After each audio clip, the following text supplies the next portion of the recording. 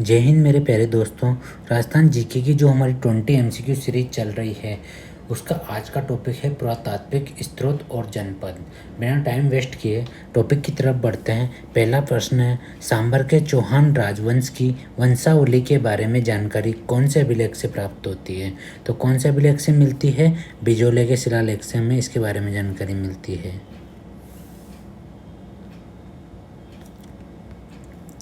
देखो, बिजोले का शिलालेख कहाँ से प्राप्त हुआ है? पार्श्वनाथ जैन मंदिर है बिजोले भीलवाड़ा में, वहाँ से ये शिलालेख प्राप्त हुआ है। पार्श्वनाथ जैन मंदिर कहाँ पे? बिजोलिया भीलवाड़ा के अंतर्गत, वहाँ से ये अभिलेख हमें प्राप्त हुआ है। इसके रचयिता कौन है? रचयिता है इनके गुणभद्र। गुणभद्र इसके रचयिता है और ये श्रावक लोलक ने, श्रावक लोलक द्वारा कायस्थ केशव से लिखवाया गया। ठीक है दोस्तों, इसकी भाषा कौन सी है? संस्कृत भाषा में लिखा हुआ है। इसमें 93 पद्य लेख है। इसमें सांबर और कहाँ के? अजमेर के चौहानों के बारे में जानकारी मिलती है। इन्होंने सांबर और अजमेर के चौहानों को क्या बताया? वत्स गोत्रीय ब्राह्मण बताया है।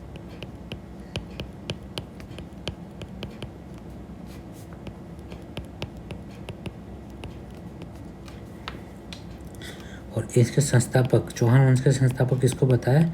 वासुदेव चौहान को।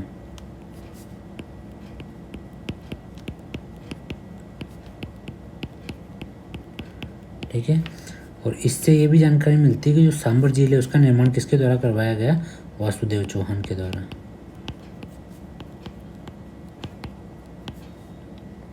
ठीक है, इससे ये जानकारी मिलती है जो विग्रहराज चतुर्थ है, विग्रहराज चतुर्थ है, उन्होंने दिल्ली को अपने अधीन कर लिया था।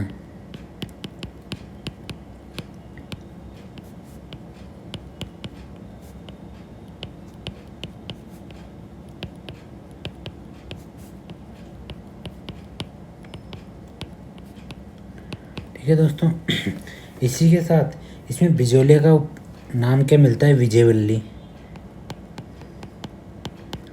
बिजोलिया को किस नाम से बताया गया है? विजयवल्ली।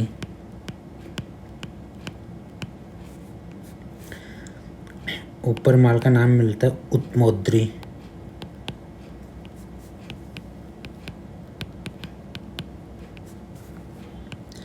इसके अलावा भीन माल का नाम मिलता है श्रीमाल।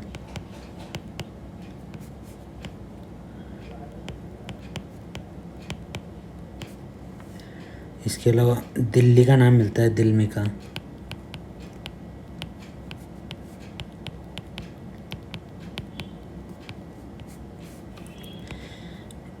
इसके अलावा सांबर का नाम मिलता है शाकंभरी।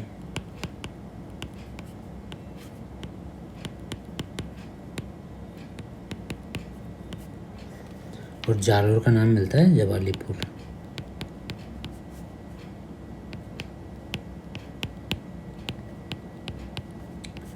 ठीक है दोस्तों, तो बिजोलिया शिलालेख के बारे में जो जो क्वेश्चन बन सकते थे वो सारा मैंने आपको बता दिया।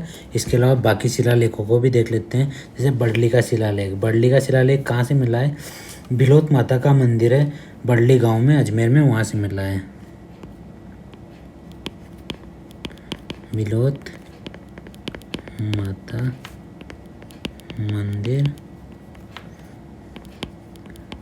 बड़ली गांव, अजमेर।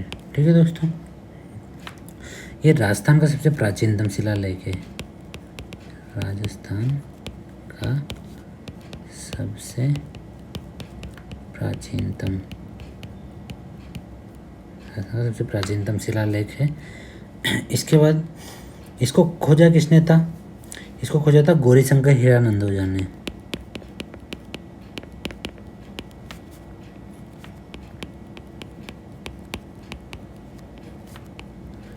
ओझा ने इसको खोजा था, ये ब्राह्मी लिपि में है।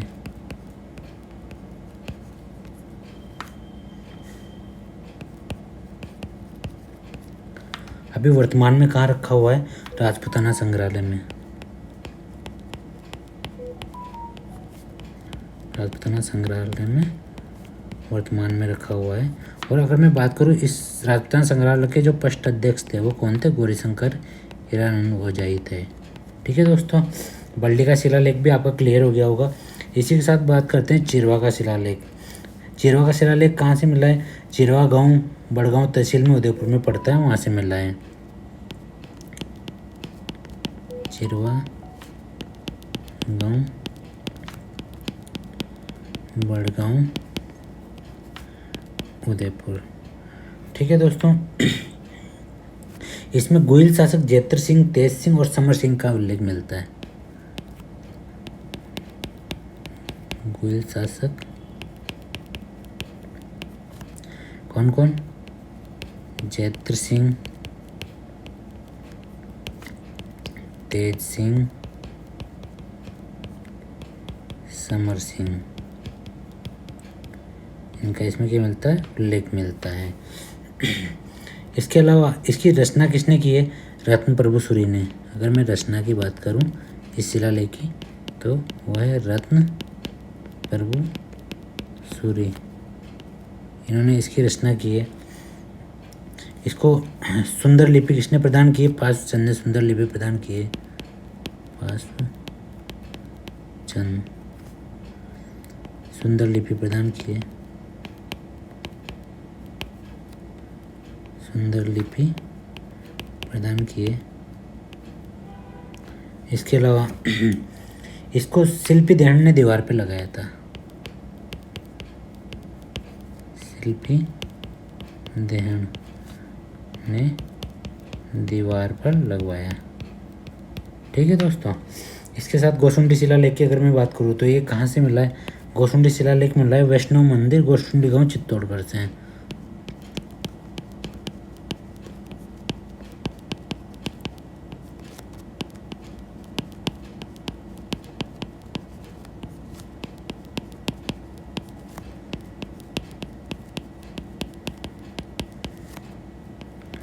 किसने खोजा था इसको? डी.आर. भंडारकर ने खोजा था।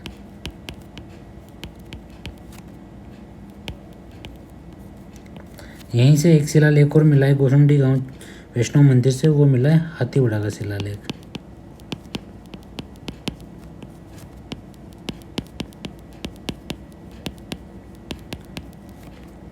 ठीक है दोस्तों, उम्मीद करता हूँ चारों ऑप्शन आपके समझ में आ गए होंगे। दोस्तों अगर एक बार में वीडियो समझ नहीं आए तो 2 बार देखना, पर आपको क्लियर हो जाएंगे अच्छे से। क्वेश्चन नंबर 2 की तरफ बढ़ते हैं। महाना कुंभा की उपाधि अभिनव भट्टाचार्य, हिंदू सुल्तान, राणा रासो, चाप गुरु, दान गुरु, राजगुरु, सेल गुरु की जानकारी कौन से अभिलेख से मिलती है? तो ये जानकारी कौन से अभिलेख से मिलती है? ये जानकारी मिलती है कीर्ति स्तंभ प्रशस्ति से।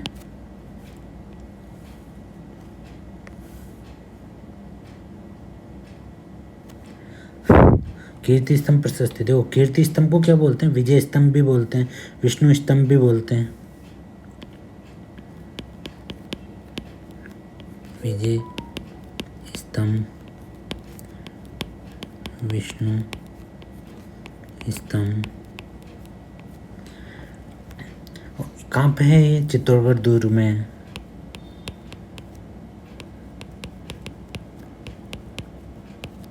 चित्तौड़गढ़ दुर्ग के अंदर स्थित है।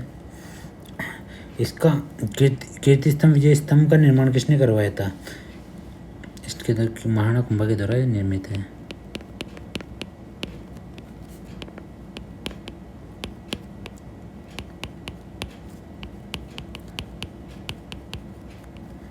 निर्मित है।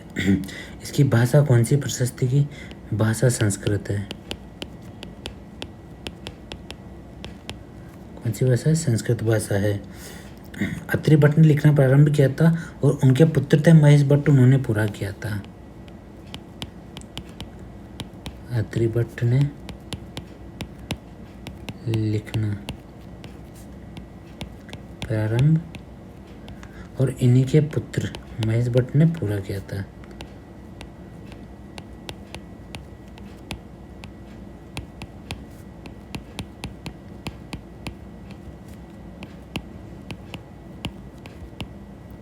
ठीक है दोस्तों,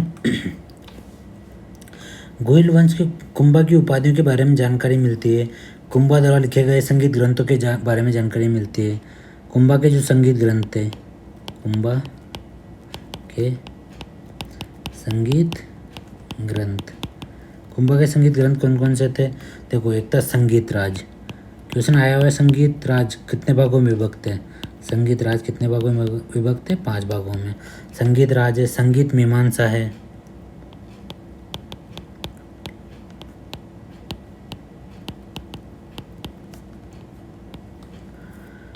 संगीत सुधा है, संगीत रत्नाकर है,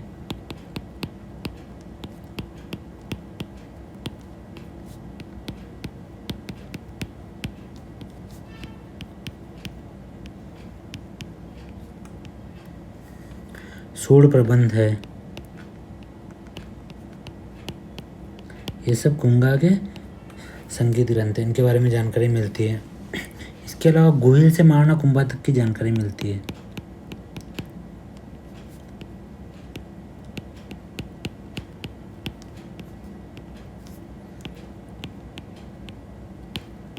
कुंभा तक की जानकारी मिलती है। और कुंभा की जो विजय थी, कौन कौन सी विजय? कुंभा की मालवा विजय, गुजरात विजय के बारे में जानकारी मिलती है।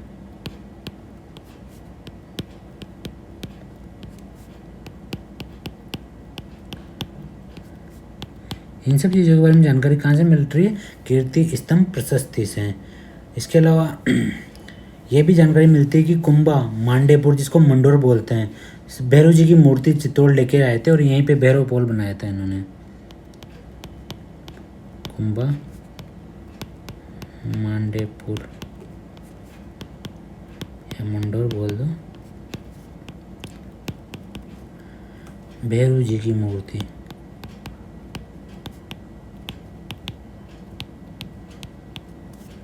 चित्तौड़ लेकर आए थे।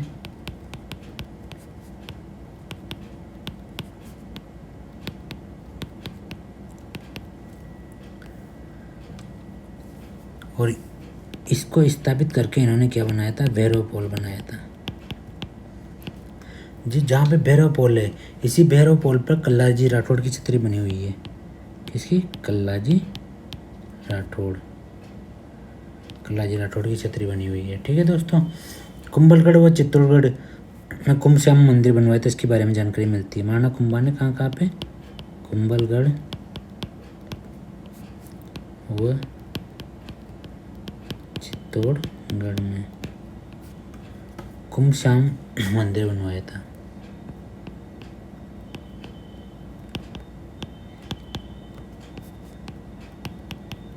उसके बारे में यहाँ से जानकारी मिलती है। चित्तौड़गढ़ दुर्ग का निर्माण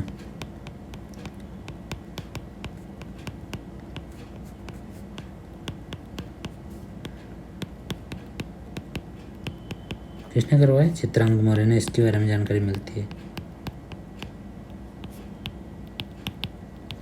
इसके अलावा जो चित्तौड़गढ़ दुर्ग है, उसके सर्पिलाकार मार्ग और 7 दरवाजों का निर्माण और विजय स्तंभ का निर्माण किसके द्वारा करवाया गया? महाराणा कुंभा के द्वारा। ये भी जानकारी इससे मिलती है।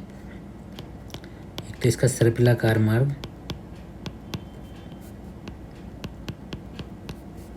7 दरवाजे और विजय स्तंभ, इनका निर्माण किसके द्वारा करवाया गया? कुंभा के द्वारा करवाया गया। इसकी जानकारी भी कहाँ से मिलती है? इसकी जानकारी भी कीर्ति स्तंभ प्रशस्ति से मिलती है। दूसरे ऑप्शंस देख लेते हैं अब। जो हमारी मानमोरी का शिलालेख है, ये कहाँ से प्राप्त हुआ है? चित्तौड़गढ़ से मानसरोवर झील की पाल से प्राप्त हुआ है। इसके बारे में कहा जाता है कि कर्नल जेम्स टोड जब इसको इंग्लैंड ले जा रहे थे, तो इसमें वजन ज़्यादा होने के कारण इन्होंने जहाज़ से इसको समुद्र में फेंकवा दिया था। और इससे किसकी जानकारी मिलती है? मौर्य वंश की जानकारी मिलती है। तो मैं अगर बात करूँ मानमोरी का शिलालेख कहाँ से प्राप्त हुआ है? चित्तौड़गढ़ में। मानसरोवर,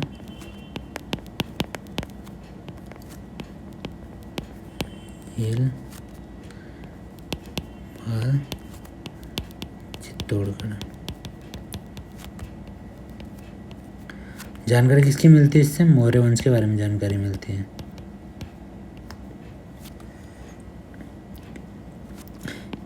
कर्नल जेम्स टोड इसको कहाँ ले जा रहे थे? इंग्लैंड। वजन ज़्यादा लगा उनको,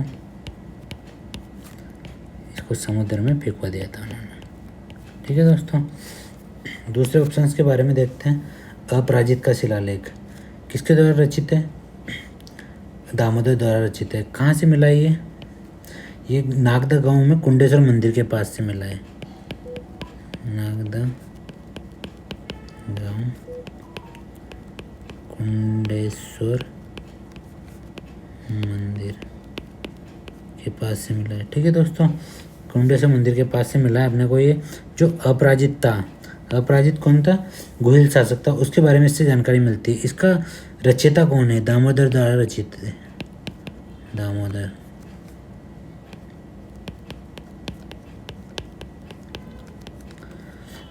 गुहिल शासक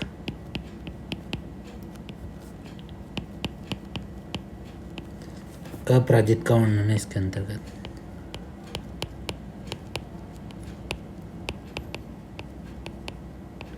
ठीक है दोस्तों, अगले क्वेश्चन की तरफ बढ़ते हैं। क्वेश्चन नंबर 3, अमर सिंह द्वारा की गई मुगल मेवाड़ संधि के बारे में जानकारी कहाँ से मिलती है? तो अमर सिंह द्वारा जो मुगल मेवाड़ संधि की गई थी उसके बारे में जानकारी कहाँ से मिलती है? राज प्रशस्ति से उसके बारे में जानकारी मिलती है हमें। देखो, जो राज प्रशस्ति है ये कहाँ पे है? राजसमंद झील पर, नौचौकी की पाल पर।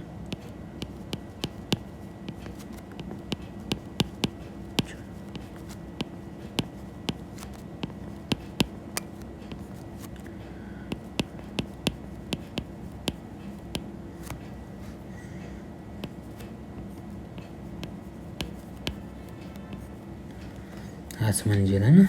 जो राजसमंद झील है इसका निर्माण किसके द्वारा करवाया गया था? राज सिंह के द्वारा कराया गया था। इसकी जानकारी भी इससे मिलती है। राज सिंह द्वारा कितने वर्षों में निर्माण हुआ था? 14 वर्षों में इसका निर्माण हुआ था। ठीक है दोस्तों, जो राज प्रशस्ति है ये कितनी शिलाओं पर निर्मित है? 25 काली शिलाओं पर निर्मित है।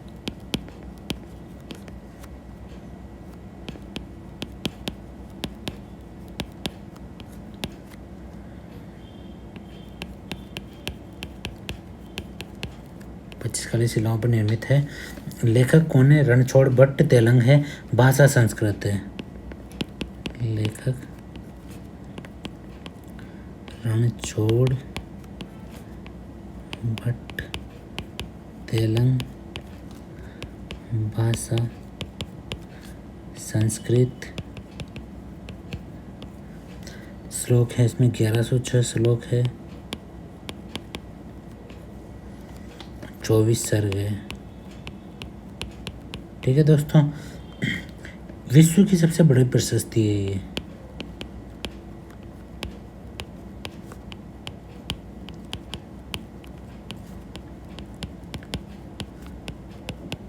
विश्व की सबसे बड़ी प्रशस्ति है। माघ पूर्णिमा को लिखवा गई थी।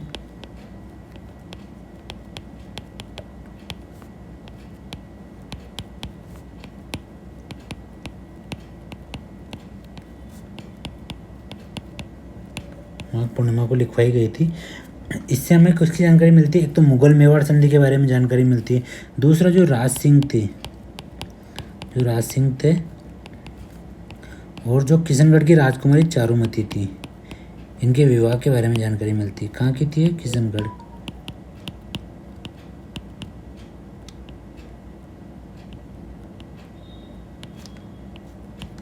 इनके विवाह के बारे में जानकारी मिलती है। इसके अलावा जो 22वां, 23वां, 24वां सर्ग है, कौन कौन सा? 22, 23, 24, ये जो सर्ग है इनसे हमें राज सिंह की मृत्यु के बारे में जानकारी मिलती है।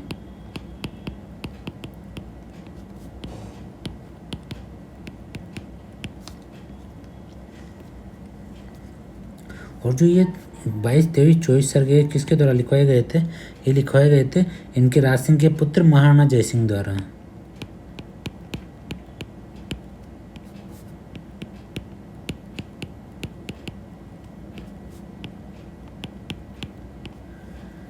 ठीक है दोस्तों, उम्मीद करता हूँ आपको सारी चीज़ें अच्छे से समझ में आ गई होगी। अगला ऑप्शन देखते हैं हम, बरनाला अभिलेख। बरनाला अभिलेख कहाँ से प्राप्त हुआ है? बरनाला अभिलेख प्राप्त हुआ है जयपुर से। विष्णु भगवान की वंदना की गई है इसमें, विष्णु भगवान की वंदना की गई है। ये वैष्णव संप्रदाय की उपस्थिति का साक्ष्य है।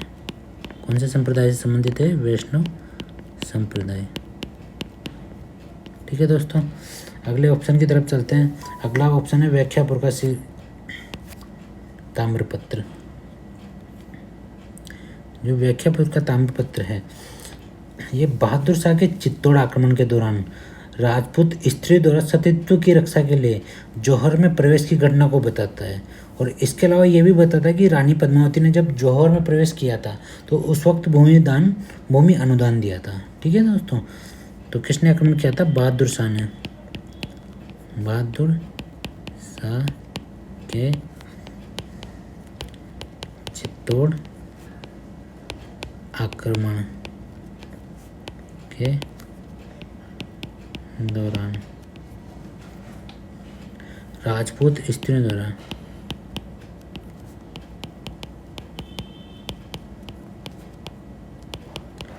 अपने सतीत्व की रक्षा के लिए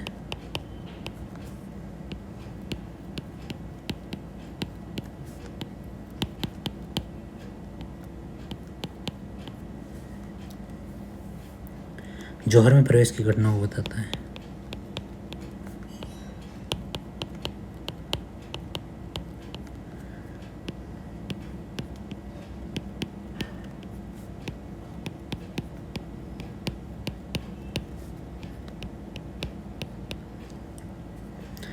और इससे भी जानकारी मिलती है जो रानी पद्मावती है,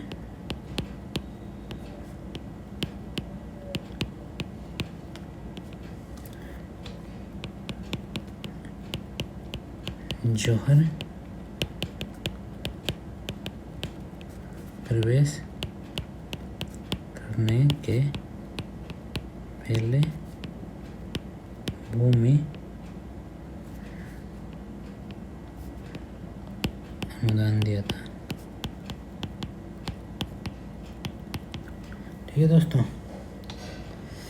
इसके अलावा मंडोर का शिलालेख। अगर मैं मंडोर के शिलालेख के बारे में बात करूं तो ये कहाँ पे? मंडोर जोधपुर में। कहाँ से प्राप्त हुआ है? मंडोर जोधपुर से शिलालेख प्राप्त हुआ है।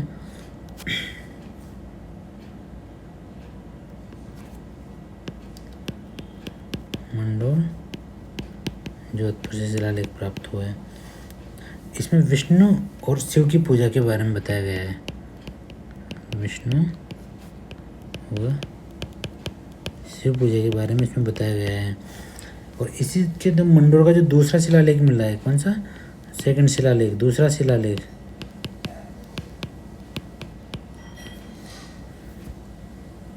उसमें प्रतिहार शासक बाहुत ने खुदवाया था। जो सेकंड शिलालेख था, जो दूसरा शिलालेख था, प्रतिहार शासक बाहुक ने खुदवाया था।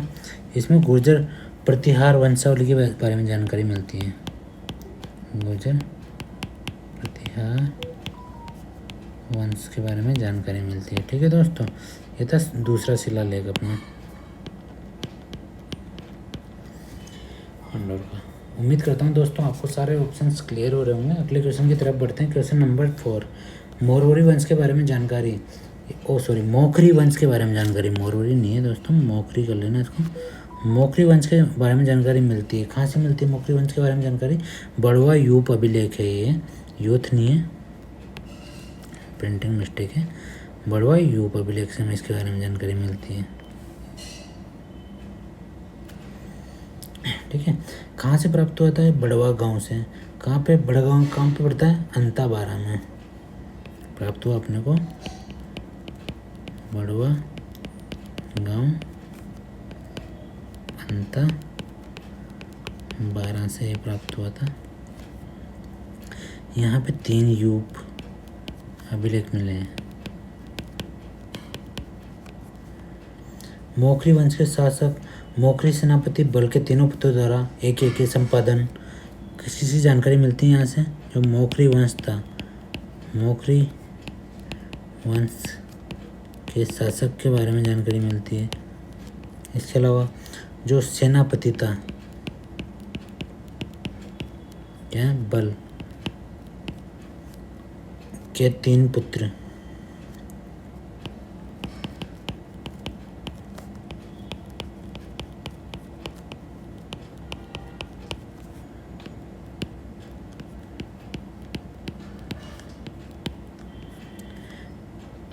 संपादन के बारे में जानकारी मिलती है। ठीक है दोस्तों, बुद्ध धर्म की अवनति और हिंदू धर्म के पुनरुद्धार के बारे में जानकारी मिलती है। बुद्ध धर्म की अवनति और हिंदू धर्म के पुनरुद्धार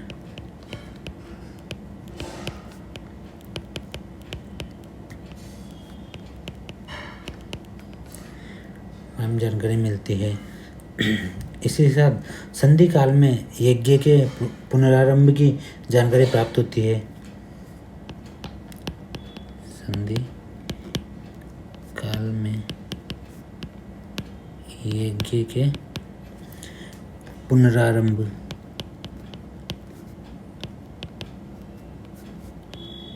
की जानकारी यहाँ से हमें मिलती है। ठीक है दोस्तों, बड़वा युवा अभिलेख से मिलते हैं। एक स्तंभ पर उत्कीर्ण है, किसके, स्तंभ, स्तंभ को क्या बोलते हैं, यूप, स्तंभ, या भी इसको बोले यूप पर उत्कीर्ण है। इसी के साथ दूसरे ऑप्शन देखें हम लोग। अगर मैं गठेला शिलालेख की बात करूं तो गठेला शिलालेख कहाँ से प्राप्त हुआ है, गठियाला जोधपुर से। गठियाला जोधपुर से प्राप्त हुआ है। प्रतिहार शासक कुकुक का यशोगान किया गया है इसमें। जो प्रतिहार गुर्जर प्रतिहार शासक था, प्रतिहार शासक, क्या नाम था, कुकुक, कक्कुक,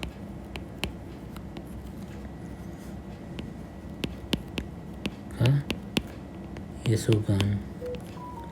ठीक है दोस्तों, इसी के साथ उसको जो ककुक था उसको न्यायप्रिय जनहित का संपादक वीर और शासी शासक बताया है। क्या बताया, न्यायप्रिय बताया है। न्यायप्रिय जनहित का संपादक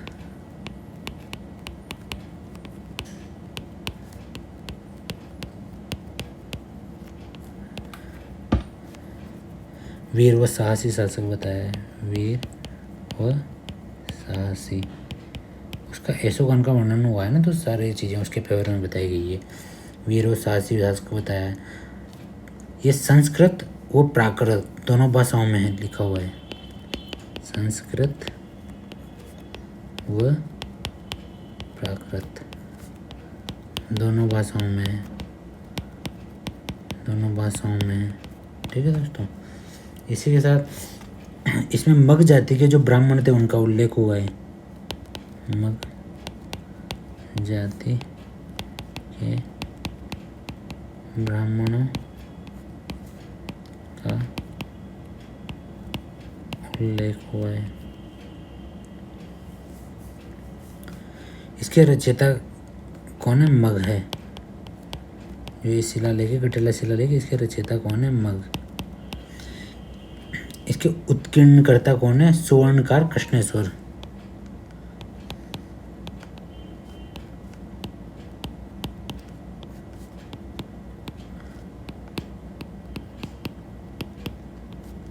सुवर्णकार कृष्णेश्वर।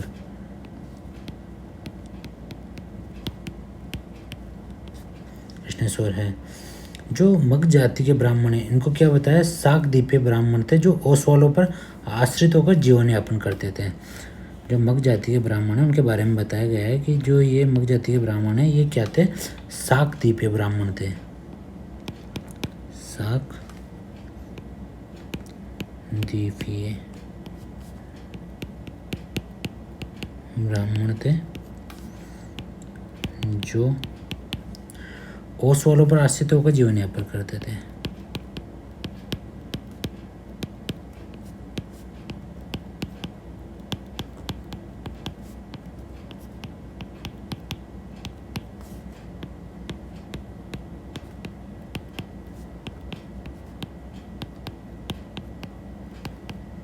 ठीक है दोस्तों, उम्मीद करता हूँ आपको चीज़ें समझ में आ गई होगी गठेला शिलालेख के बारे में। दूसरे ऑप्शन देते हैं चीखली ताम्रपत्र। इसमें किसानों से वसूल की जाने वाली जो विविध लाख बागें थी उनका पता चलता है। किसानों से वसूल की जाने वाली विभिन्न लाभ बागों का पता चलता है। इसके बाद है ग्वालियर प्रशस्ति। ग्वालियर प्रशस्ति किसके द्वारा लिखवाई गई थी? मिहिर भोज प्रथम के द्वारा।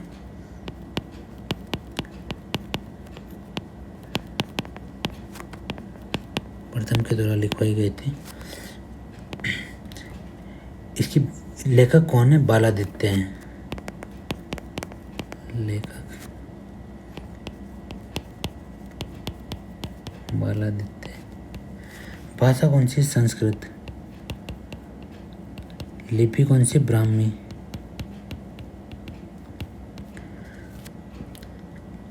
इसमें गुर्जर प्रतिहार वंशावली के बारे में जानकारी मिलती है। गुर्जर प्रतिहार वंशावली के बारे में जानकारी मिलती है। इसके अलावा प्रतिहारों को लक्ष्मण का वंशज बताया है।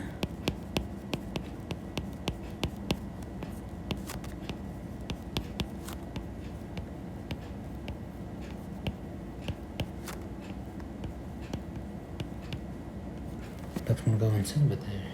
ठीक है दोस्तों, उम्मीद करता हूँ आपको चारों ऑप्शन क्लियर हो गए होंगे। अगले क्वेश्चन की तरफ बढ़ते हैं। क्वेश्चन नंबर 5, बीकानेर दुर्ग के निर्माण के बारे में जानकारी कहाँ से मिलती है हमें?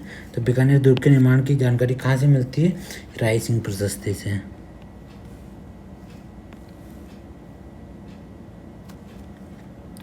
राय सिंह प्रशस्ति कहाँ पे? बीकानेर दुर्ग में स्थित है। रचयिता जयता जयता जयता जयता जयता जयिता भी कहते हैं इनको। और ये किसने लगवाई थी? राय सिंह ने लगवाई थी। कहाँ पे है ये? बीकानेर दुर्ग में है।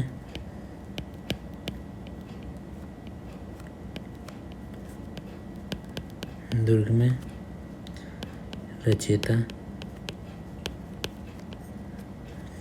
जयता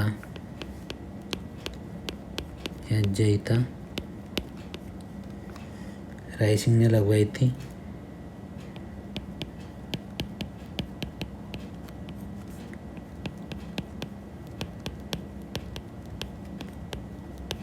राय सिंह ने लगवाई थी।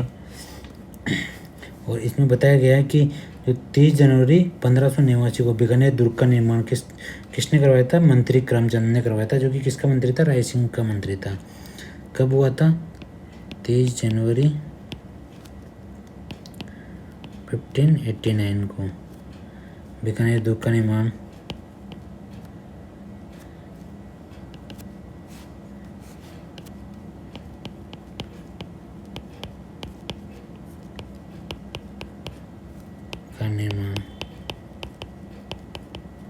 किसके द्वारा करवाया गया था? करमचंद द्वारा।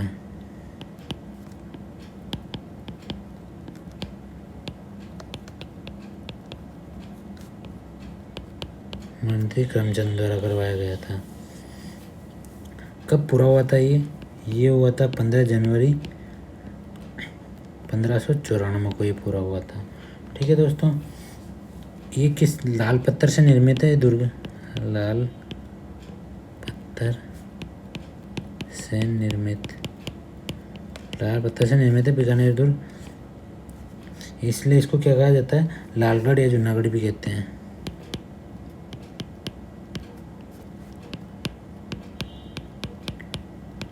जूनागढ़ भी कहते हैं। ठीक है दोस्तों, उम्मीद करता हूँ आपको सारी चीज़ें समझ में आ गई होगी। अगले ऑप्शन की तरफ चलते हैं। एक हर्षनाथ प्रशस्ति। हर्षनाथ प्रशस्ति कहाँ पे, हर्षनाथ मंदिर।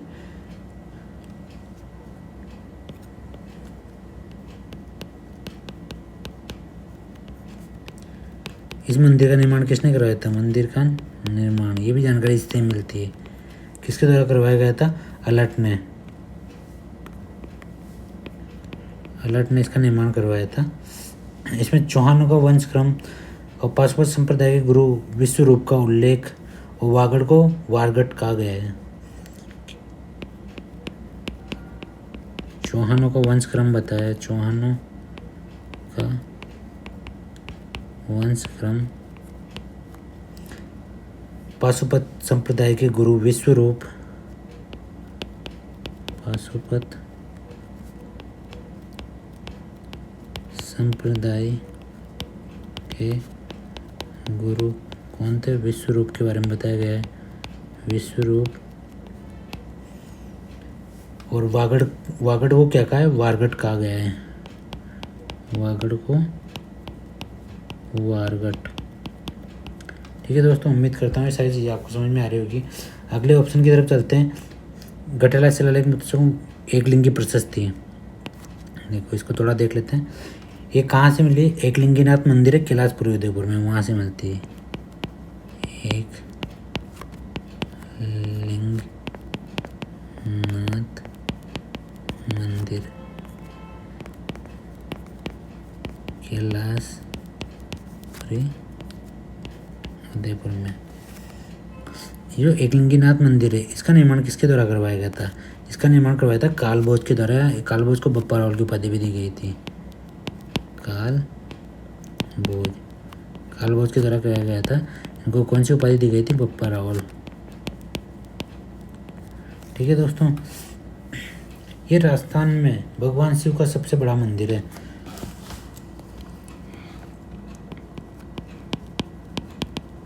राजस्थान में भगवान शिव का सबसे बड़ा मंदिर कौन सा है, एकलिंगीनाथ मंदिर। इसमें चतुर्मुखी शिवलिंग स्थित है।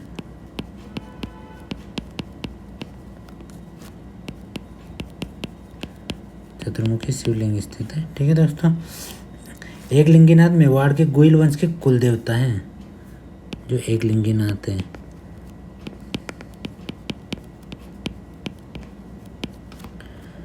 गोइल वंश के कुल देवता।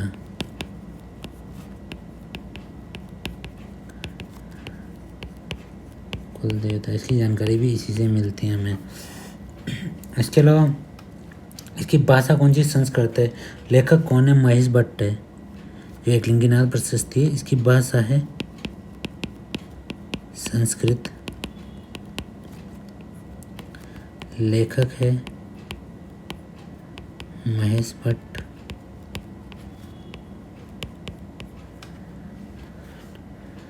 कालभोज और बप्पा रावल के अंतिम समय में नागदा में संन्यास लेने का उल्लेख मिलता है। इससे अपने को क्या मिलता है, जो कालभोज थे, बप्पा रावल थे। कालभोज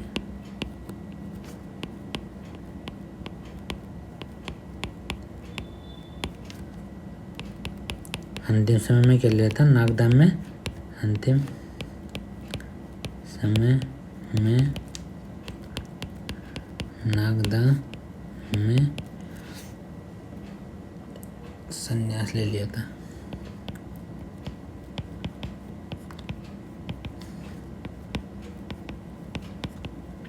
ठीक है दोस्तों, बप्पा रावल से रायमल तक का इतिहास। कहाँ से, बप्पा रावल से रायमल तक का इतिहास किसके अंतर्गत मिलता है, एकलिंगी प्रशस्ति के अंतर्गत मिलता है। इसमें जो रायमल थे, रायमल के बारे में जानकारी मिलती कि जो एकलिंगी नाथ मंदिर था,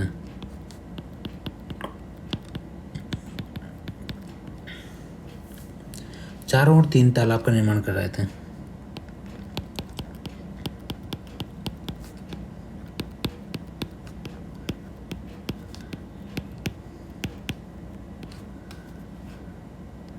कौन कौन से थे?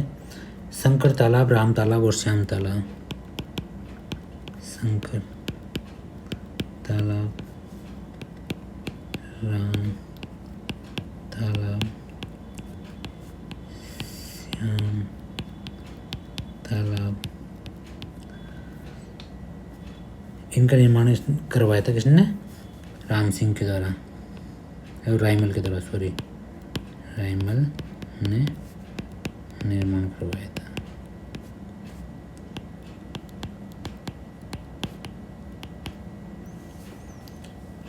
इसी से हमें जो वागड़ क्षेत्र था अपना, कौन कौन सा? डूंगरपुर, बांसवाड़ा, डूंगरपुर, बांसवाड़ा,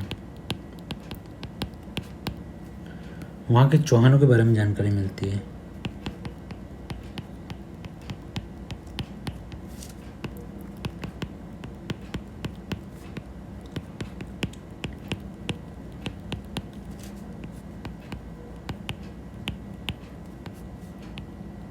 ठीक है दोस्तों, उम्मीद करता हूँ आपको एकलिंगीनाथ प्रशस्ति अच्छे से समझ में आ गई होगी।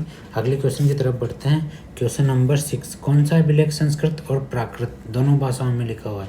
दोस्तों ये बता चुका हूँ मैं आपको, गठेला शिलालेख। कौन कौन संस्कृत और प्राकृत दोनों भाषाओं में लिखा हुआ है ये?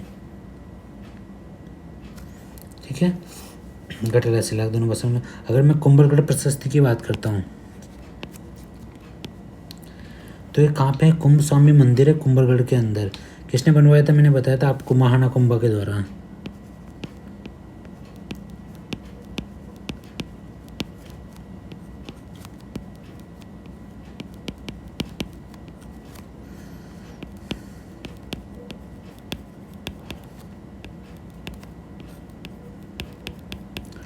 कुंभलगढ़ दुर्ग में यहाँ से ये प्रशस्ति मिलती है हमें, कुंभलगढ़ प्रशस्ति।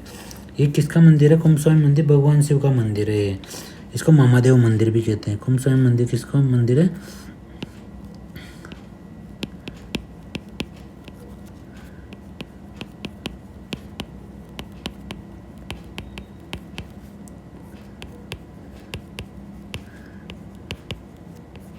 मामादेव मंदिर भी कहते हैं।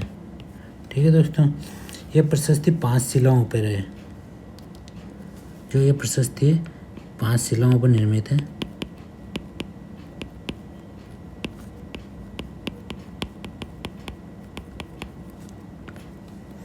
इसके अलावा इसका जो लेखक है वो है कान्हा व्यास।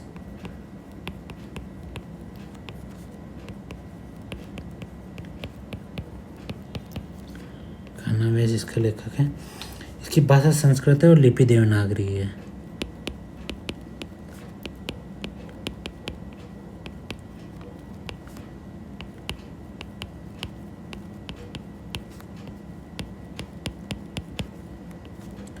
देवनागरी लिपि है। इसमें हमीर को विषम घाटी पंचानन की उपाधि महाना कुंभा द्वारा दी गई थी, इसके बारे में जानकारी मिलती है। हमीर को कौन सी उपाधि दी थी? विषम घाटी पंचानन।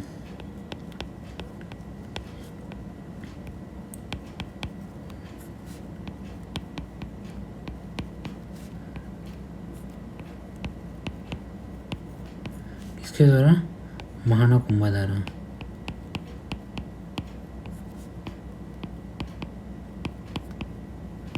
इसके बारे में जानकारी इससे मिलती है। ठीक है दोस्तों, कालभोज बप्पा रावल ने, इसमें जानकारी मिलती है हमें, कालभोज बप्पा रावल ने हरित ऋषि के आशीर्वाद से राज्य की प्राप्ति की थी।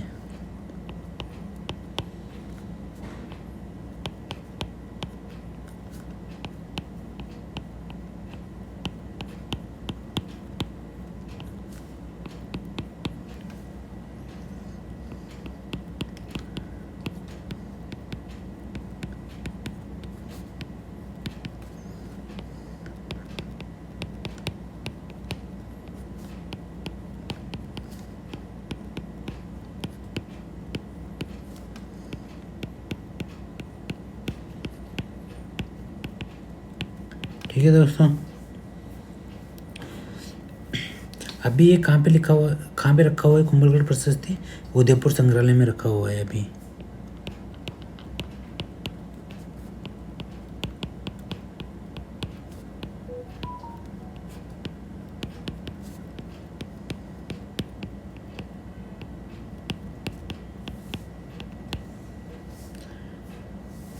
इसमें बप्पा रावल को विप्र वंशीय ब्राह्मण बताया है।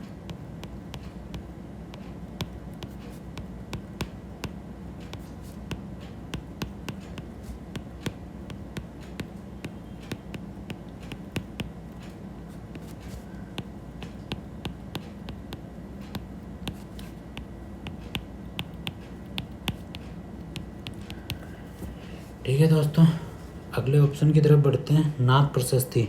नाथ प्रशस्ति कहाँ से मिली? लकुलस मंदिर उदयपुर से।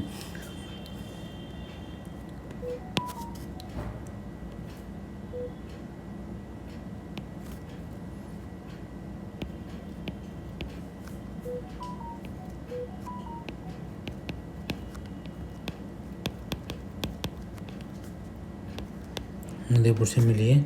इसकी भाषा संस्कृत है, लिपि देवनागरी है।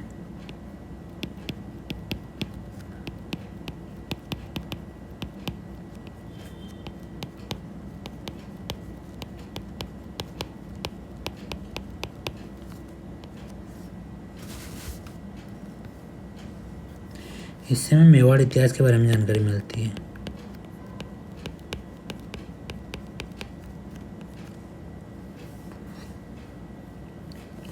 अगला है गोसुंडी शिलालेख। गोसुंडी शिलालेख के बारे में देख लेते हैं।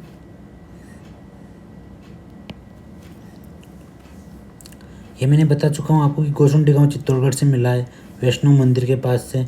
इसको कवि राजा श्यामल दास द्वारा खोजा गया था। कवि राजा श्यामल दास द्वारा खोजा गया था। वहाँ पे मैंने आपको डी.आर. भंडारकर बता दिया। दोस्तों डी.आर. भंडारकर के द्वारा इसको पढ़ा गया था, खोजा गया था। इसकी जानकारी कहाँ से मिलती है? जो श्यामल दास है, इनकी पुस्तक है कौन सी? वीर विनोद। इससे हमें इस बात की जानकारी मिलती है। इसको सबसे पहले सर्वप्रथम पढ़ने का श्रेय किसको जाता है? डी.आर. भंडारकर को। सर्वप्रथम पढ़ने का श्रेय डी.आर. भंडारकर। दोस्तों वहाँ भी सही कर लेना, खोजा नहीं गया था, पढ़ा गया था उनके द्वारा सबसे पहले। इसकी भाषा संस्कृत है, लिपि ब्राह्मी है,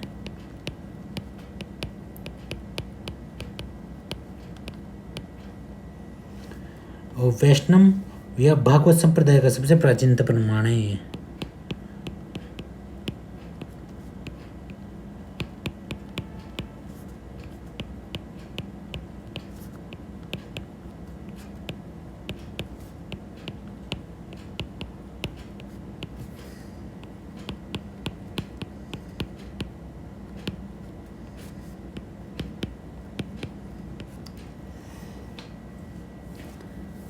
यहीं से मैंने आपको बताया था हाथी बड़ा का शिलालेख भी मिलता है, उसको भी सही कर लेते हैं, जो मैंने आपको इसके पहले गोसुंडी शिलालेख में बताया है।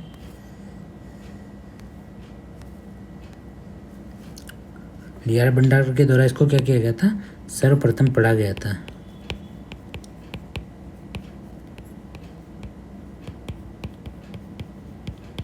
ठीक है दोस्तों, इसी के साथ अगले क्वेश्चन की तरफ बढ़ते हैं। Question number 7। क्वेश्चन नंबर 7 है, रायमल के द्वारा शंकर तालाब, राम तालाब और श्याम तालाब का निर्माण करवाए जाने के बारे में जानकारी कौन से अभिलेख से मिलती है? दोस्तों ये क्वेश्चन मैं आपको करवा चुका हूँ। एकलिंगीनाथ प्रशस्ति से हमें इसके बारे में जानकारी मिलती है।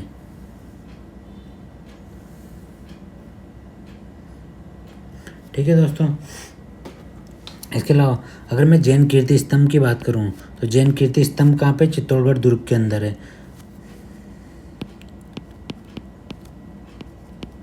चित्तौड़गढ़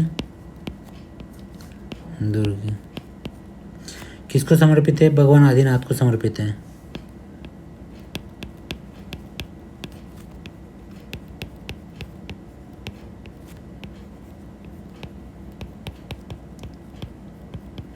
भगवान आदिनाथ को समर्पित है ये 7 मंजिला है। इसका निर्माण किसके द्वारा करवाया गया था? जीजाक के द्वारा करवाया गया था।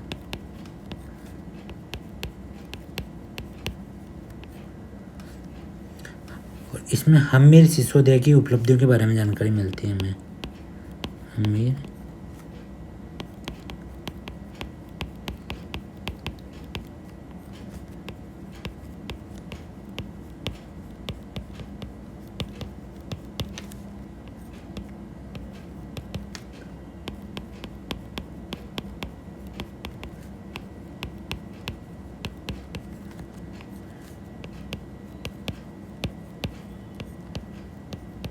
ठीक है दोस्तों, जैन कीर्ति स्तंभ प्रशस्ति से।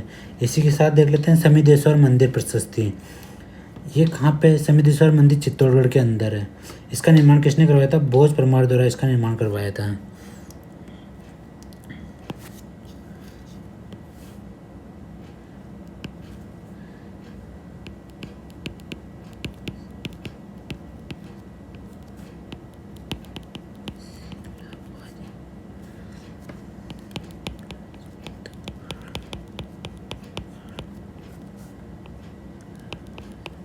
चित्तौड़गढ़ दुर्ग के अंदर स्थित है। जो समिदेश्वर मंदिर है इसका निर्माण किसने किया है? भोज परमार ने। तो ये क्या कहलाया? भोज मंदिर। भोज परमार द्वारा निर्मित। तो ये कौन सा मंदिर कहलाया? भोज मंदिर कहलाया फिर। ठीक है दोस्तों, इसमें इस जो ये प्रशस्ति इसके अंदर कितने श्लोक है? 75 श्लोक है इसके अंदर। इसके बाद में इसका नाम कौन सा पड़ा? इसके बारे में इसको त्रिभुवन नारायण मंदिर के नाम से जाना जाने लगा।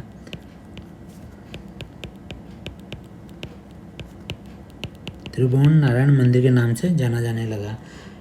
फिर मोक्कल के द्वारा इसका पुनर्निर्माण करवाया गया।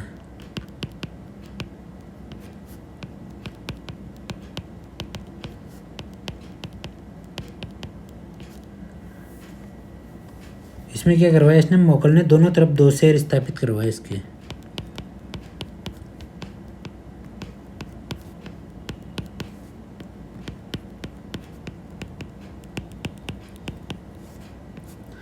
दो शेर स्थापित करवाए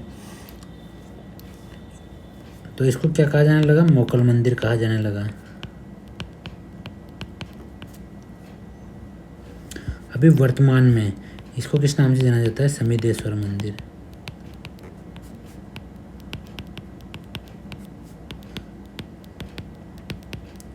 ठीक है दोस्तों, अगर मैं बात करूं आपसे नौलखा बावड़ी शिलालेख, ये कहाँ पे है? ये बावड़ी है डूंगरपुर में। इस बावड़ी का निर्माण किसने करवाया था? आस्करण की रानी थी परिमल देवी, उसने निर्माण करवाया था।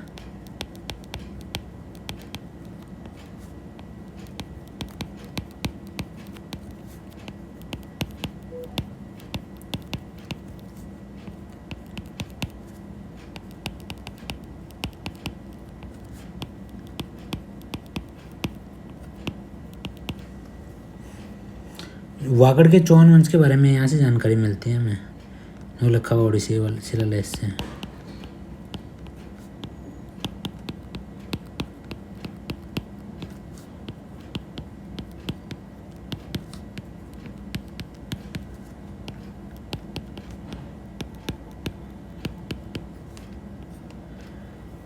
ठीक है दोस्तों, अगले क्वेश्चन की तरफ बढ़ते हैं। क्वेश्चन नंबर 8, बेरहाट सभ्यता स्थल से कौन सा अभिलेख प्राप्त हुआ है? तो बेरहाट सभ्यता स्थल से कौन सा अभिलेख प्राप्त हुआ है? अशोक के शिलालेख प्राप्त हुए हैं।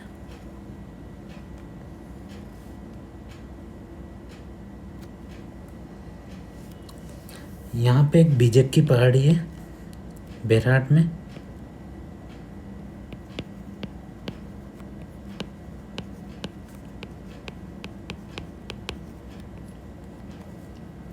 वहाँ से हमें 2 शिलालेख प्राप्त हुए हैं। एक तो बहाब्रू का शिलालेख,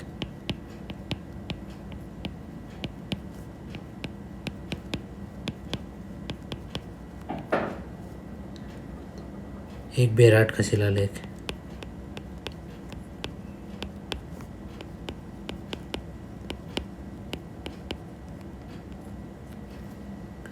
ये बाबरू का शिलालेख है, 1837 में खोजा गया था और ये 1877 में खोजा गया था। ये कैप्टन बर्ट ने खोजा था और एक कलाइल द्वारा खोजा गया था।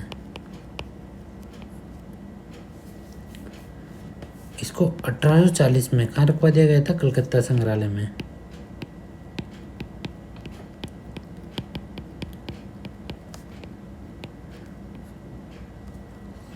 वर्तमान में भी यहीं पर है,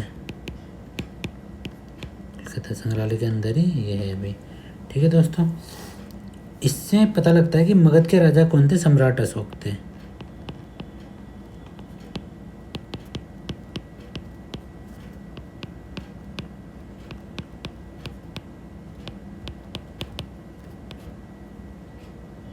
बौद्ध धर्म के त्रिरत्न बुद्ध धम्म संघ का वर्णन किया गया है।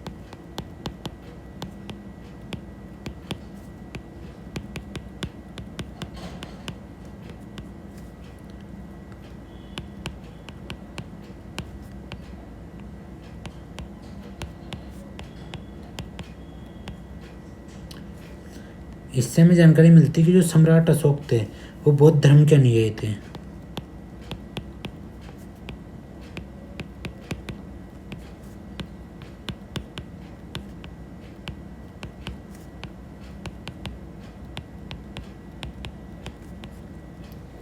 ठीक है दोस्तों, इसी के साथ बाकी और ऑप्शन देख लेते हैं।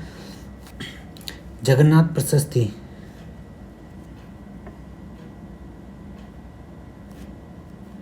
सम्राट नहीं है। ये कहाँ से मिली है?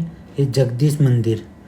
कहाँ पे? ये उदयपुर में जो जगदीश मंदिर है वहाँ से हमें जगन्नाथ प्रशस्ति मिली है। देखो अभी जगदीश मंदिर जो है ना, इसको अलग अलग नामों से जाना जाता है।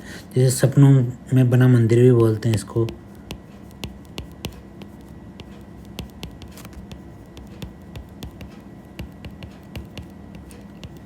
इसके अलावा स्वप्न संस्कृति से बना मंदिर कहते हैं।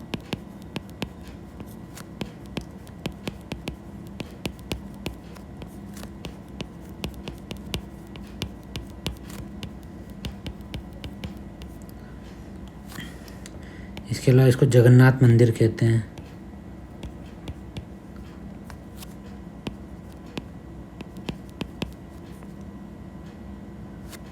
कहाँ पे है ये?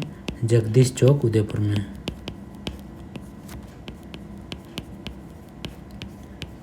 वहाँ से हमें ये प्रशस्ति मिली है, जगन्नाथ प्रशस्ति। इस मंदिर का निर्माण किसने करवाया था? महाराणा जगत सिंह ने।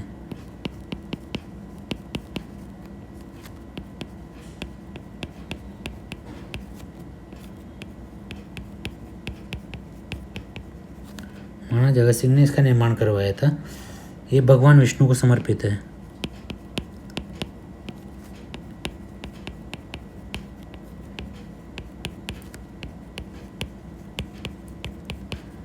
भगवान विष्णु को समर्पित है। इसके वास्तुकार जो थे वो थे भाणा, अर्जुन और मुकुंद।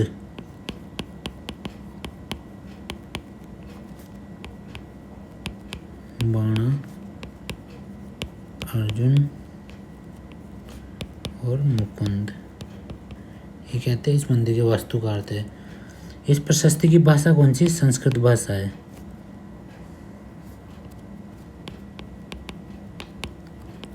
संस्कृत भाषा है। लेखक कौन थे? कृष्ण भट्ट थे इसके।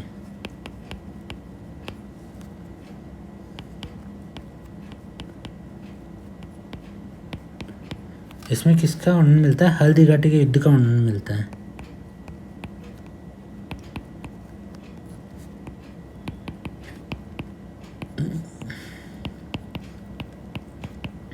ठीक है दोस्तों, अगला चौमुखा मंदिर प्रशस्ति।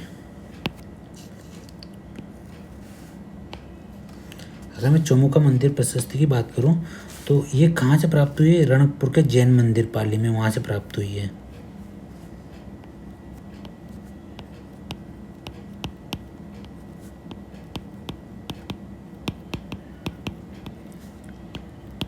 पाली में, वहाँ से प्राप्त हुई है ये। ठीक है दोस्तों, ये जो मंदिर है रणकपुर जैन मंदिर, ये किसके द्वारा बनवाए गए थे? धनक शाह के द्वारा बनवाए गए थे।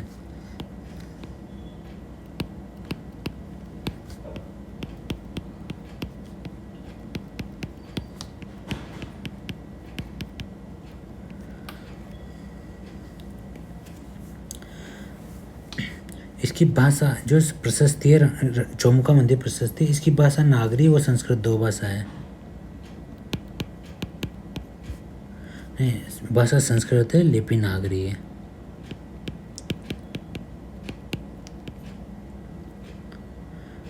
प्रशस्तिकार कौन है? देपाक है।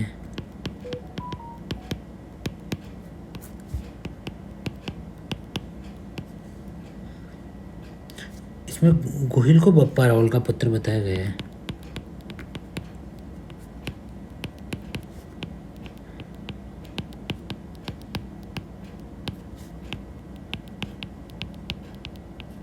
ठीक है दोस्तों, उम्मीद करता हूँ आपको सारे ऑप्शन क्लियर हो गए होंगे। इसी के साथ बढ़ते हैं हम क्वेश्चन नंबर 9 की तरफ। क्वेश्चन नंबर 9 क्या है? कौन सा सही सुमेलित नहीं है? नेमिनाथ प्रशस्ति की भाषा कौन सी संस्कृत भाषा है? एकलिंगीनाथ प्रशस्ति की भाषा भी संस्कृत भाषा है। बिजोले के शिलालेख की भाषा भी संस्कृत है। राज प्रशस्ति की भाषा आपने पढ़ा था संस्कृत भाषा है, नागरी नहीं है। ठीक है दोस्तों, तो यहाँ पे क्या आ जाएगा? संस्कृत भाषा।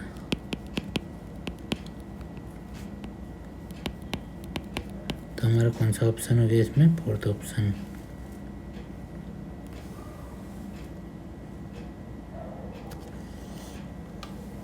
फोर्थ ऑप्शन हो गया। ये सब बाकी ऑप्शनों को देख लेते हैं।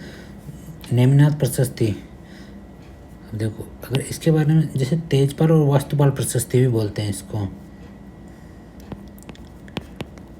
तेजपाल व वास्तुपाल प्रशस्ति। जो देलवाड़ा के जैन मंदिर है आबू पर्वत पर, कौन से हैं? जो एक, ये मान लो ये आबू पर्वत है अपना, यहाँ पे 5 मंदिरों का एक समूह है। 1 मंदिर, 2 मंदिर, 3 मंदिर, 4 मंदिर, ये 5 मंदिर।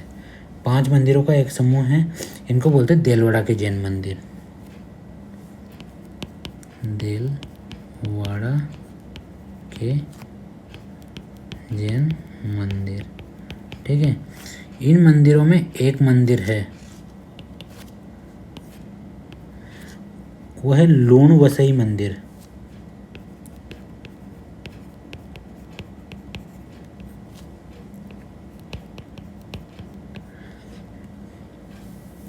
ये किसको समर्पित है? भगवान नेमिनाथ को समर्पित है।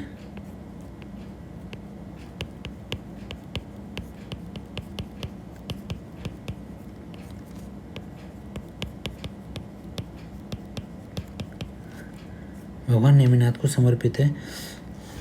इन्होंने अपने भाई लूणा की स्मृति में तेजपाल और वास्तुपाल द्वारा निर्मित है। ये जो लूण वसई मंदिर है किसके द्वारा निर्मित है? तेजपाल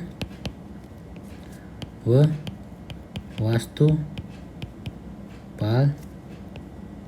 द्वारा अपने भाई लूणा की स्मृति में।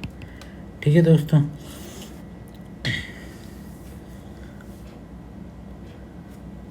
निर्मित।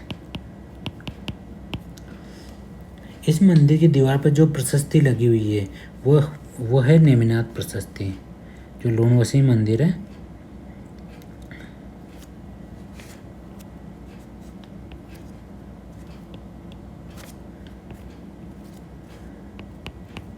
दीवार पर जो प्रशस्ति लगी हुई है वो है अपनी नेमिनाथ प्रशस्ति है। नेमिनाथ प्रशस्ति। इसकी भाषा संस्कृत है। वास्तुकार सोमेश्वर देव है। भाषा संस्कृत, वास्तुकार सोमेश्वर देव, प्रशस्तिकार चंडेश्वर, प्रशस्तिकार अधिकार चंडेश्वर। इसमें आबू शासक धारा वर्ष का उल्लेख किया गया है।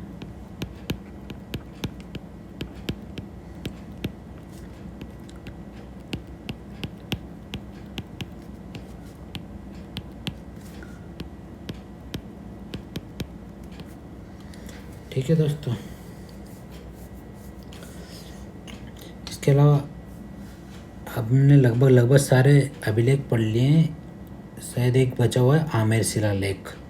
आमेर शिलालेख अभी तक हमारे क्वेश्चंस में नहीं आया है, उसको अलग से देख लेते हैं। आमेर का शिलालेख कहाँ पे स्थित है? आमेर दुर्ग में। आमेर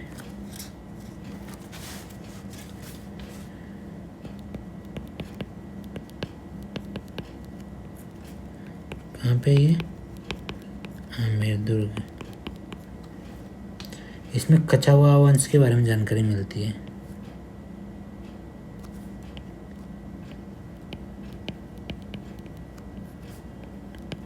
कछवाहा वंश के बारे में जानकारी मिलती है।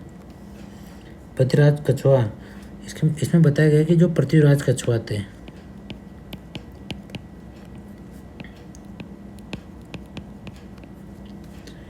आमेर को 12 भागों में विभक्त किया था।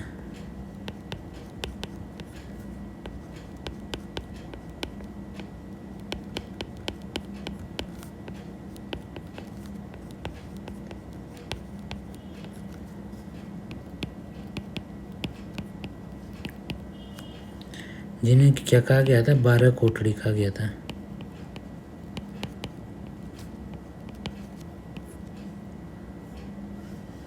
और जो पृथ्वीराज कछवाहा थे, एक खानवा के युद्ध में राणा सांगा की तरफ से लड़ते हुए वीरगति को प्राप्त हुए थे।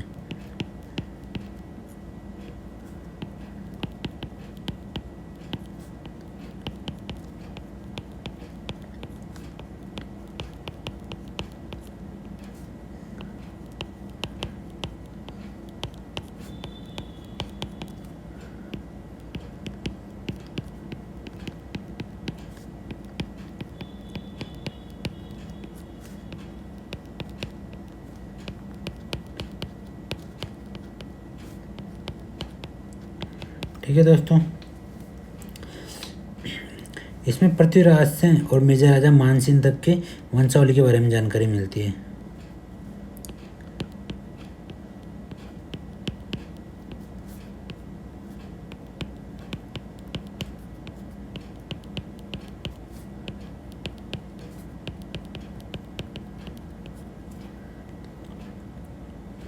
इसमें जो आमेर के शासक हैं उनको क्या कहा गया है? रघुवंश तिलक।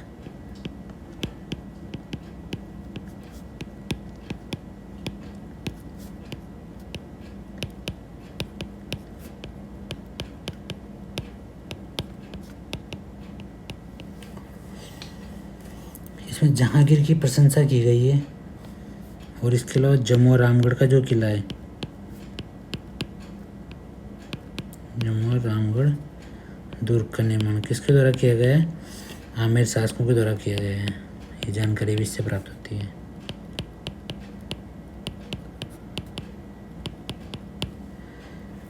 जहांगीर की प्रशंसा की गई है।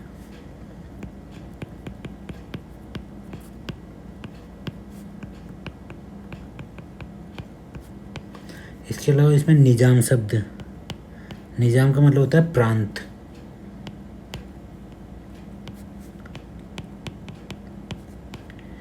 प्रांतीय विभाग बोल दो आप इसको।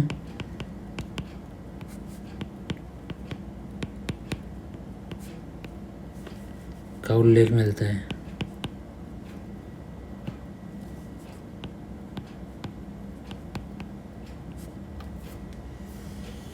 ठीक है दोस्तों, उम्मीद करता हूँ आपको सारी चीज़ें अच्छे से क्लियर हो गई होगी।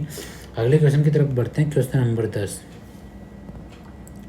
क्वेश्चन नंबर 10 है, मेवाड़ राज्य का सिक्का नहीं है। देखो, शाह आलमी सिक्का मेवाड़ राज्य का था, मुगली सिक्का एलची भी मेवाड़ राज्य का था, गदिया सिक्का भी मेवाड़ राज्य का था। ये डोडिया और डोलिया सिक्का जो था ये मेवाड़ राज्य का नहीं था। ये कहाँ का था? ये जैसलमेर का था।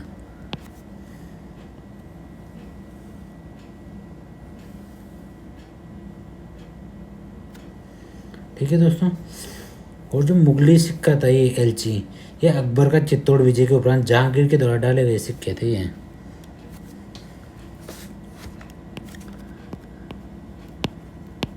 अकबर के चित्तौड़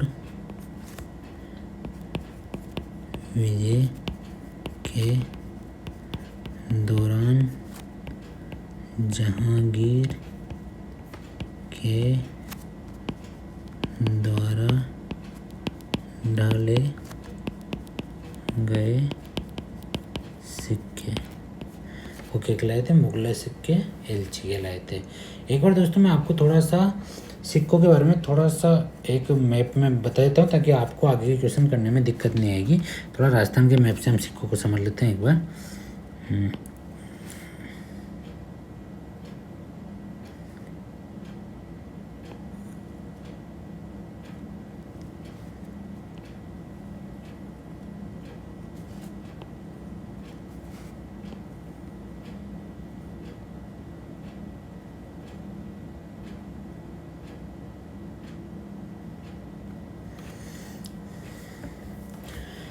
लगभग थोड़ा सा आइडिया से देखो,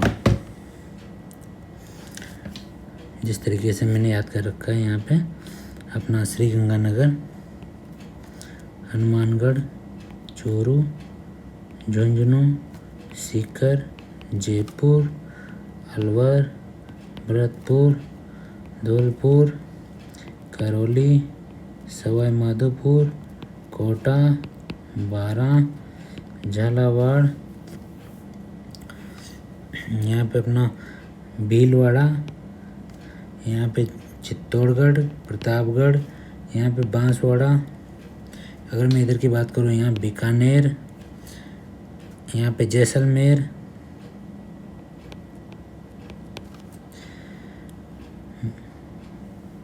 बाड़मेर, जालोर, सिरोही, उदयपुर, डूंगरपुर, यहाँ पे प्लस का जहाँ पे आ रहा है यहाँ पे अपना उदयपुर आ जाता है, और यहाँ पे डूंगरपुर और बांसवाड़ा।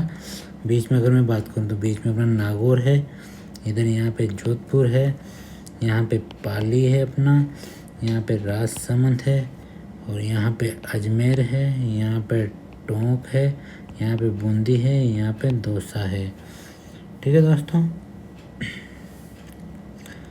अब यहाँ इस मैप के अकॉर्डिंग मैं आपको सिक्कों के बारे में थोड़ी थोड़ी जानकारी दे देता हूँ। देखो, अगर मैं सबसे पहले श्री गंगानगर, हनुमानगढ़, चूरू, झुंझुनू सिक्का की बात करूँ, यहाँ पे कोई स्पेशलिटी नहीं है। हम चलते हैं यहाँ से चूरू, झुंझुनू, सीकर, जयपुर पे चलते हैं, इस जगह पे चलते हैं। यहाँ पे जयपुर है ये अपना। ठीक है, जयपुर में चलता था 11 संधिया और झाड़ सही सिक्का। अगर मैं बात करूँ यहाँ पे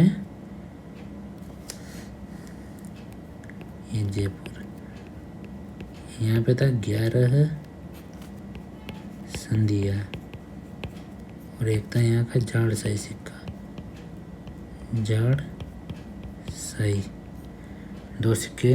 और इसी के साथ जयपुर में एक शाहपुरा में चलता था 11 संधिया।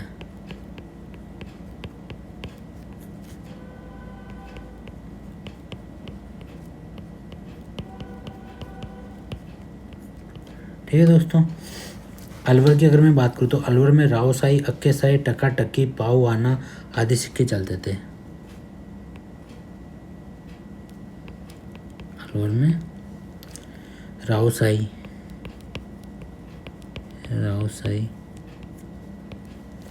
अक्के शाही,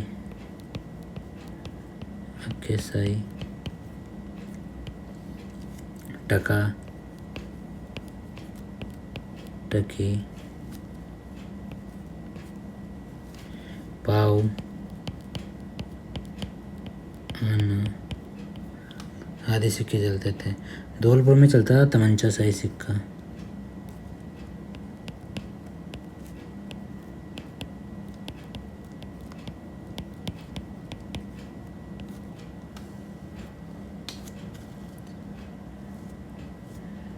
इसके अलावा यहाँ पे अगर मैं बात करूँ आपसे तो जयपुर के नीचे यहाँ पे अपना पड़ता है कुचामन। कुचामन। ठीक है, तो अगर मैं कुचामन की बात करता हूँ, थोड़ा सा एक बार संभाल लेंगे ना तो दिक्कत नहीं होगी। कुचामन,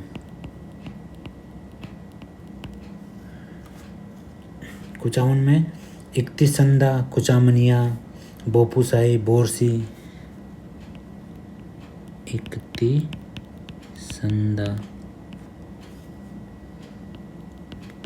कुचामनिया, बोपुसाई, बोरसी, बोपुसाई, बोरसी, ये सब सिक्के कहाँ के हैं? कुचामन के हैं ये सब सिक्के। ठीक है दोस्तों, इसी के साथ अगर मैं बात करूँ अजमेर की, तो यहाँ पे अजसप्रिया, दुम, सोमलेखा आदि सिक्के चलते थे। कहाँ पे? अजमेर।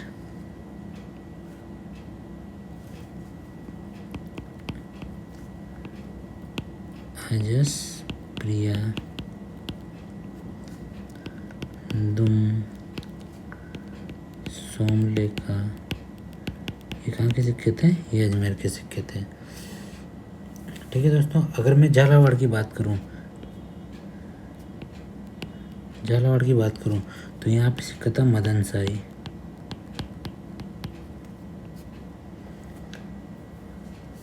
और मैं भीलवाड़ा की बात करूँ तो यहाँ पे भीलवाड़ा में बिलाड़ी, डेगला, त्रिशूलिया सिक्का आदि चलते थे।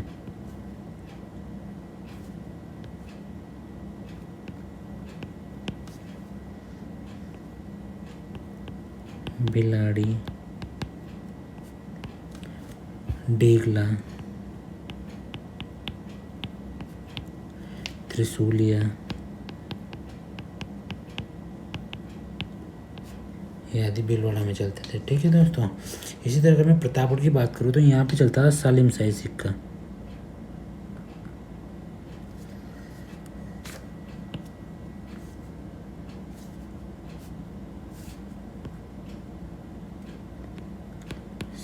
सालिम शाही, प्रतापगढ़ में चलता था अपना सालिम शाही सिक्का। अगर मैं दूसरी साइड आता हूँ राजस्थान के, तो अगर मैं बीकानेर की बात करता हूँ तो बीकानेर में चलते थे आलम शाही और गंगा शाही सिक्के।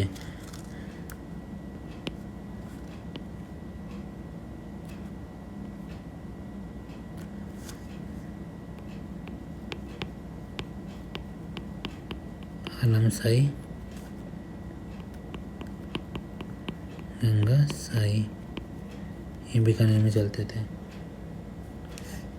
इसके अलावा मैं बात करूँ आपसे जोधपुर की,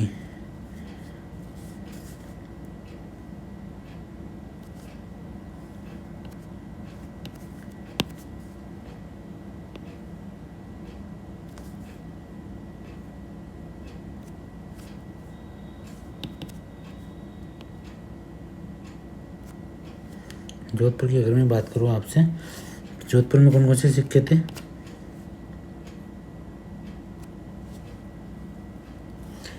राजशाही, गदिया, फदिया, विजयशाही, डब्बूशाही। राजशाही, गदिया सिक्का, विजयशाही, फदिया सिक्का, डब्बूशाही, ये कहाँ के सिक्के थे? ये थे अपने जोधपुर के। इसके बाद अगर मैं जैसलमेर की बात करूँ तो जैसलमेर थे अपने अक्खे शाही, मोहम्मद शाही, डोडे सिक्का। दोस्तों ये मेरे को इसलिए याद है क्योंकि मैंने बहुत सी बार पढ़ रखा है इनको। ऐसा मत सोचना कि मैं लिखता जा रहा हूँ, आप भी इनको इसी तरीके से लिख लिख के याद करोगे, आपको भी याद हो जाएंगे। अक्खे शाही, मोहम्मद शाही,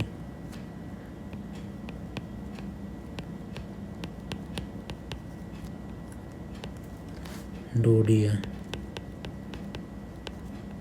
ये कहाँ के थे? जैसलमेर के थे। इसके बाद में बात करूँ आपसे पाली के, पाली में कौन कौन से? लिल्लू शाही, लल्लू शाही,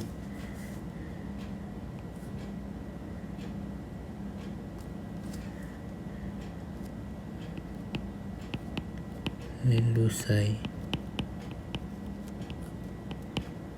लल्लू साई,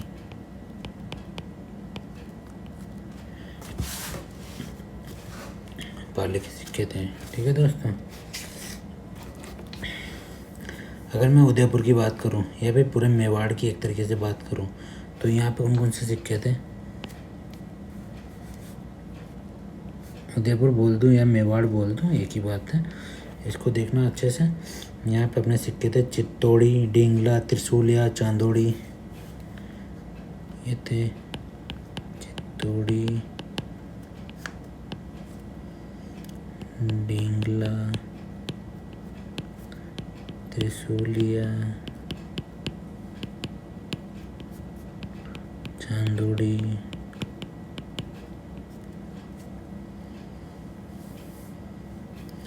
बिलाड़ी, उदयपुरी,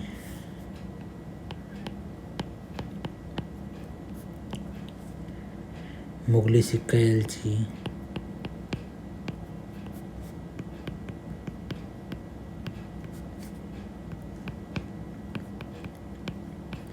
मुगली सिक्का एलची, गदिया सिक्का, गदिया, स्वरूप साई, फतेह साई, स्वरूप साई, फतेह साई, भोपाल साई,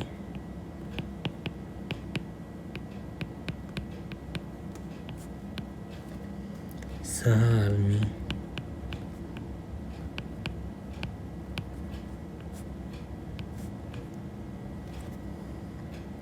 अठन्नी, चौन्नी, दोनी, अठन्नी, चौन्नी, दोनी, डिंगला, बिंडरिया, नाथ द्वारिया, डिंगला,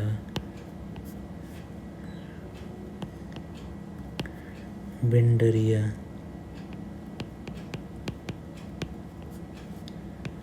नाथ द्वारिया,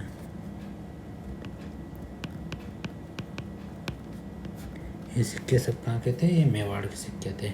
ठीक है दोस्तों, एक बार मैंने मोटा मोटा आपको मैप से सिक्कों के बारे में बता दिया है। अब हम क्वेश्चन करते हैं इसके आगे के।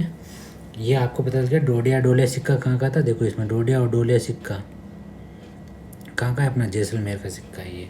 ठीक है, अगले क्वेश्चन की तरफ बढ़ते हैं। क्वेश्चन नंबर 11, जाड़शाही सिक्का कौन सी रियासत से संबंधित है? देखो जाड़शाही सिक्का कौन सी रियासत से संबंधित है? जयपुर रियासत से संबंधित है। अभी मैंने जस्ट आपको बताया, तो इसको मैं बार बार नहीं बताऊंगा, मैप में बता चुका हूँ एक बार। जाड़शाही सिक्का जयपुर रियासत से संबंधित है। देखो ब्रिटिश काल में चांदी की कलदार की वजह से ये बंद हो गए थे। फिर जो जाड़शाही सिक्के चलते थे, ये जाड़शाही है दोस्तों। तो ब्रिटिश काल में जब अंग्रेज़ों ने चांदी के कलदार चलाए तो उनकी वजह से ये सब बंद हो गए।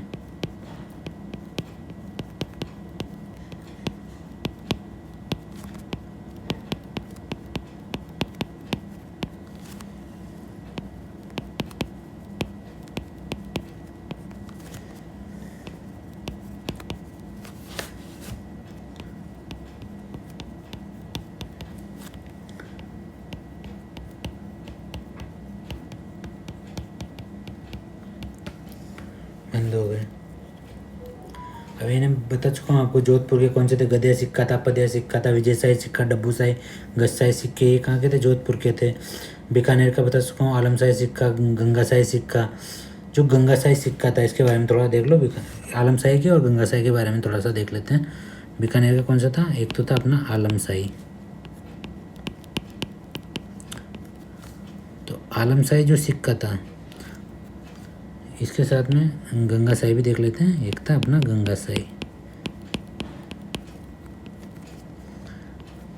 जो आलमशाही सिक्का था, आलमशाही बीकानेर टकसाल के चांदी के सिक्के थे ये।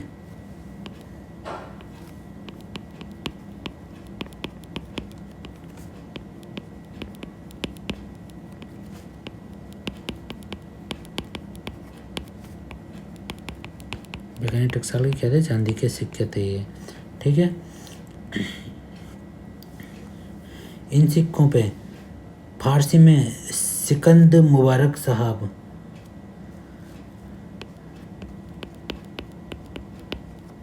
फारसी भाषा में क्या लिखा होता था? सिकद मुबारक साहब, किरानसानी आलम बादशाह गाजी, किरानसानी आलम बादशाह गाजी, ये सिक्के के ऊपर लिखा होता था। और दूसरी ओर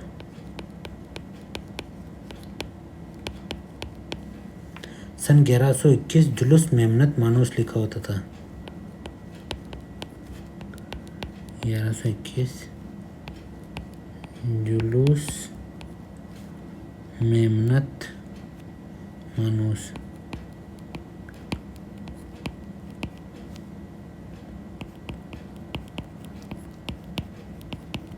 लिखा होता था।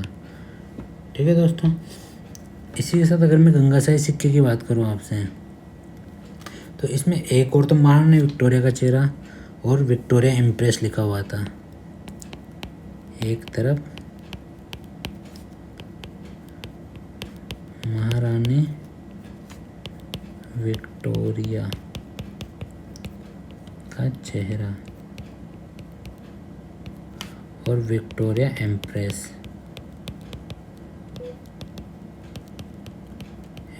लिखा होता था। ठीक है, और दूसरी तरफ महाराजा गंगा सिंह का नाम लिखा होता था। दूसरी तरफ महाराजा गंगा सिंह। ठीक है दोस्तों, उम्मीद करता हूँ यहाँ तक आपको चीज़ें समझ में आ रही होगी। अब इसी तरह जैसलमेर का कैसा मोहम्मद शाही डोडे का कुचामनिया का, देखो कुचामन के बारे में थोड़ा देख लेते हैं।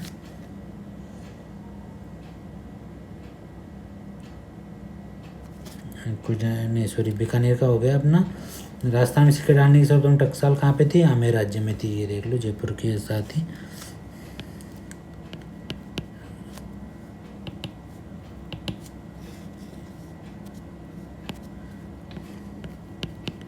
राजस्थान में सिक्के डालने की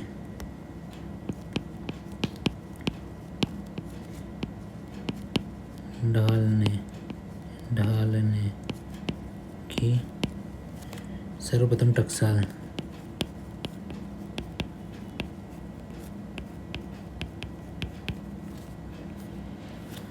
आमेर राज्य में थी।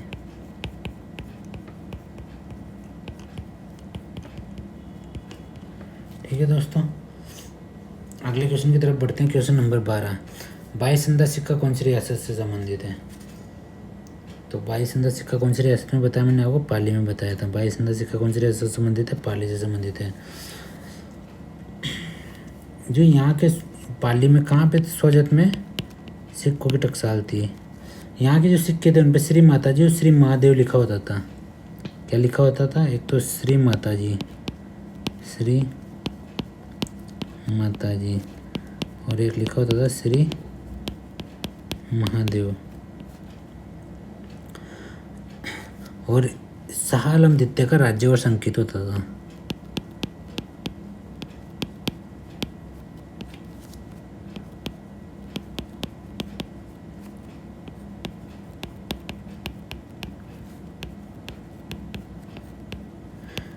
अंकित, इसीलिए इसको क्या कहते थे? 22 संदा सिक्का कहते थे। 22 संदा। ठीक है दोस्तों, अलवर के मैंने आपको बता दिए। राव शाही, अक्के शाही, टकाटकी, पावाना। जैसलमेर के अक्के शाही, मोहम्मद शाही डोडिया मैंने आपको बता दिए। कुचामन का देख लेते हैं। कुचामन की अगर मैं बात करूँ तो यहाँ का सिक्का था कुचामनिया, मैंने आपको बताया था कुचामनिया। जो कुचामनिया था इसमें शाह आलम द्वितीय का 31वां राज्यवर संकेतों ने खान 31 संदा सिक्का कहलाया। शाह आलम द्वितीय का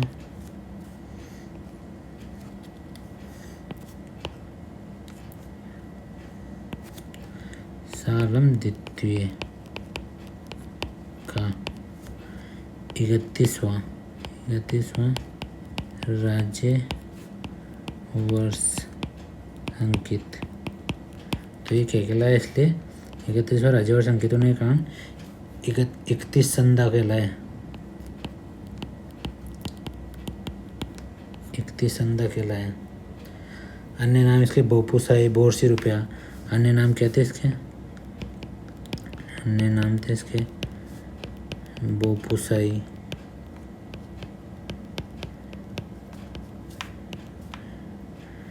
बोरसी रुपया,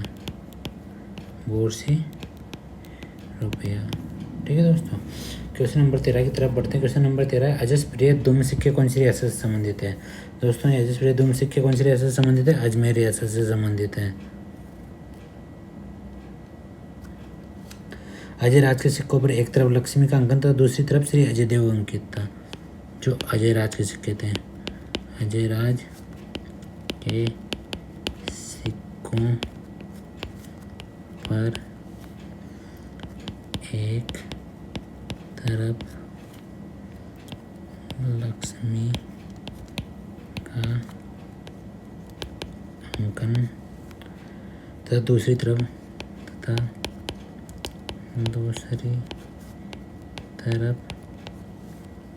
श्री अजय देव अंकित है। श्री अजय देव अंकित है।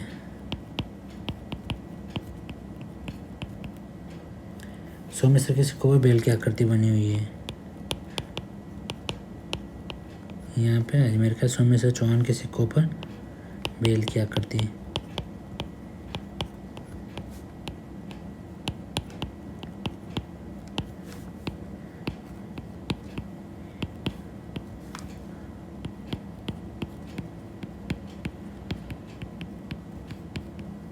ठीक है दोस्तों, अगले क्वेश्चन की तरफ चलते हैं। क्वेश्चन नंबर 14, दस्तूर कोमवार अभिलेख कहाँ से प्राप्त हुए हैं?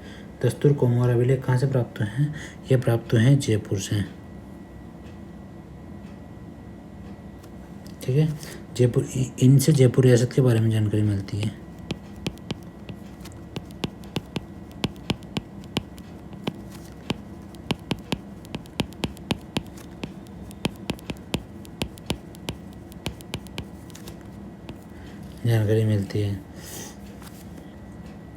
चित्तौड़गढ़ से रसिया की चित्तरी के शिलालेख प्राप्त हुए हैं। रसिया की चित्तरी का शिलालेख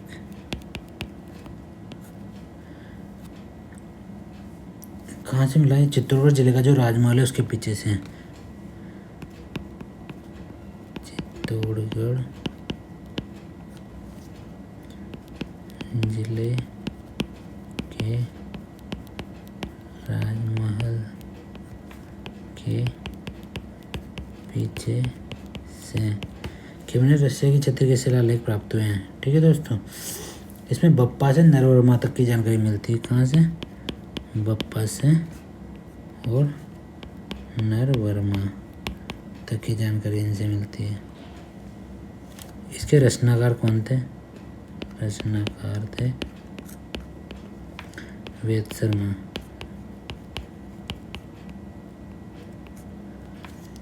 मूलतः नागदा और देलवाड़ा से प्राप्त हुए हैं। इसके अलावा अगर मैं बात करूँ अजमेर से, अजमेर के बारे में अगर मैं आपको और कुछ बताना चाहूँ तो इसमें जैसे इस तरीके से आप कुछ चीज़ें ध्यान रख सकते हो। जो यहाँ के कुषाण शासक थे, कुषाण शासकों ने राजस्थान की पत्थर और मूर्तिकला को नया मोड़ दिया। पत्थर वो मूर्ति कला को नया मोड़ दिया, जिसके नमूने नाथ की शिव प्रतिमा, जिसके नाथ की शिव प्रतिमा। सांबर का स्त्रीगण, सांबर का स्त्रीगण अश्व तथा अजामुख हग्रीव, अश्व तथा अग्नि की मूर्ति, अजामुख हग्रीव, अजामुख हग्रीव बोल दो या अग्नि की मूर्ति, अग्नि की मूर्ति। नागदा कुंडेश्वर से मैंने बताया था, कुंडेश्वर मंदिर नागदा गांव से अपराजित का शिलालेख प्राप्त हुआ है, जिसमें अपराजित का वर्णन मिलता है। ठीक है दोस्तों, अगले क्वेश्चन की तरफ बढ़ते हैं। क्वेश्चन नंबर 15, कौन से जनपद की राजधानी विराट थी? इसको भी थोड़ा सा मैं मैप से आपको बताना चाह रहा हूँ, फटाफट 2 मिनट लगेंगे, ज़्यादा परेशान होने की ज़रूरत नहीं है। देखो ये है अपना प्यारा राजस्थान।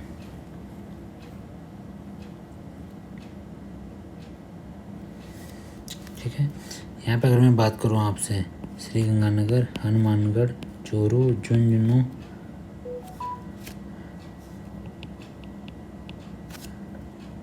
श्रीगंगानगर, हनुमानगढ़, चूरू, झुंझुनू, सीकर, जयपुर, अलवर, भरतपुर और ये धौलपुर। अलवर, भरतपुर और ये धौलपुर। अगर मैं यहाँ पे ए पे रख के प्लस का निशान बनाता हूँ,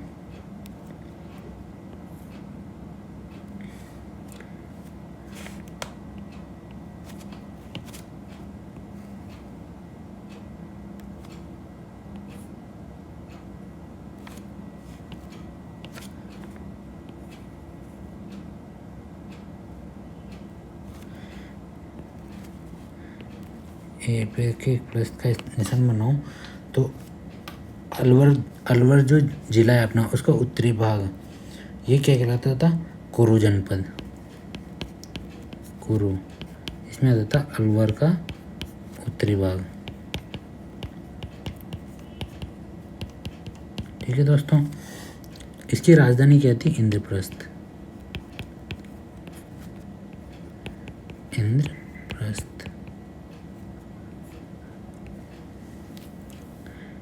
इंद्रप्रस्थ इसकी राजधानी थी। इसी के साथ भरतपुर अलवर का पूरी भाग, ये क्या था? सूरसेन। सूरसेन जनपद। भरतपुर व अलवर का पूर्वी भाग। इसकी राजधानी क्या थी? मथुरा।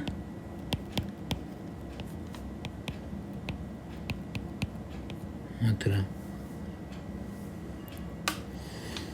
और अगर मैं बात करूं इस वाले पार्ट की, जयपुर अलवर का, ये नीचे दक्षिण पश्चिम वाला भाग, ये क्या था? मत्स्य जनपद। इसकी राजधानी क्या थी? विराटनगर। ये था मत्स्य जनपद। राजधानी क्या थी? विराटनगर। ठीक है दोस्तों, ये था जयपुर अलवर का दक्षिणी भाग। जयपुर व अलवर का दक्षिणी भाग। इसके अलावा यहाँ पे हमारा टोंक पड़ता है। इस जगह पे टोंक के आसपास वाला जो एरिया था, ये एरिया, इसको बोलते थे मालव जनपद। मालव जनपद। मालव जनपद, इसमें क्या कहते थे? टोंक और जयपुर आते थे। टोंक प्लस जयपुर, ये क्या था? मालव जनपद। इसकी राजधानी क्या थी? नगर।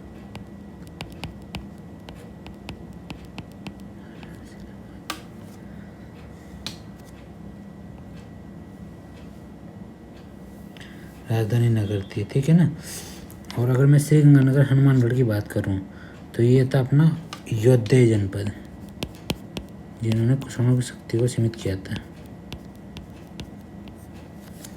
और अगर मैं यहाँ चित्तौड़गढ़ की भी बात करूं, चित्तौड़गढ़, यहाँ पे अपना कौन सा था, सिवी जनपद।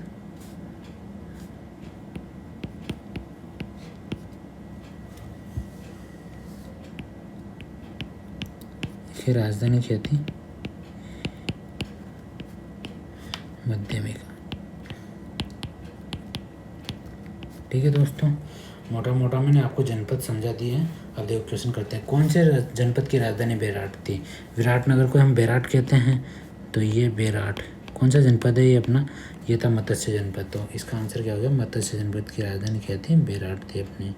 ठीक है दोस्तों, क्वेश्चन नंबर 16 की तरफ चलते हैं। कुषाण शक्ति को नष्ट करने वाला जनपद कौन सा था। अभी बताया मैंने आपको, योद्धा जनपद। कहाँ पे, गंगानगर, श्री गंगानगर हनुमानगढ़ में कुषाण शक्ति को नष्ट करने वाला जनपद था योद्धा जनपद। ठीक है दोस्तों, इसके अलावा अगर मैं आपसे बात करूं, अर्जुनायन, अर्जुनायन भरतपुर व अलवर प्रांत के अर्जुनायन अपनी विजयों के लिए प्रसिद्ध थे। कहाँ के, भरतपुर व अलवर प्रांत के अर्जुनायन अपनी विजयों के लिए प्रसिद्ध थे। अर्जुनायन ने मालवों के साथ मिलकर विदेशी क्षत्रियों को परास्त किया था। अर्जुनायन ने मालवों के साथ मिलकर विदेशी क्षत्रियों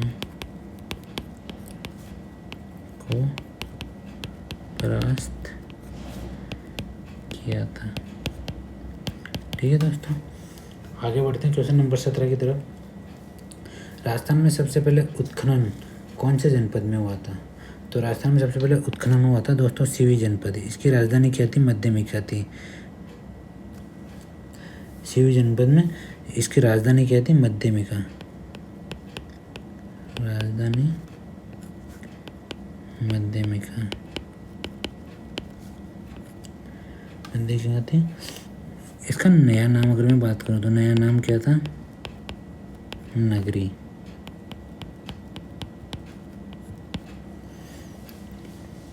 राजस्थान में सबसे पहले उत्खनन यही हुआ था, यहाँ नहर के अवशेष मिले हैं।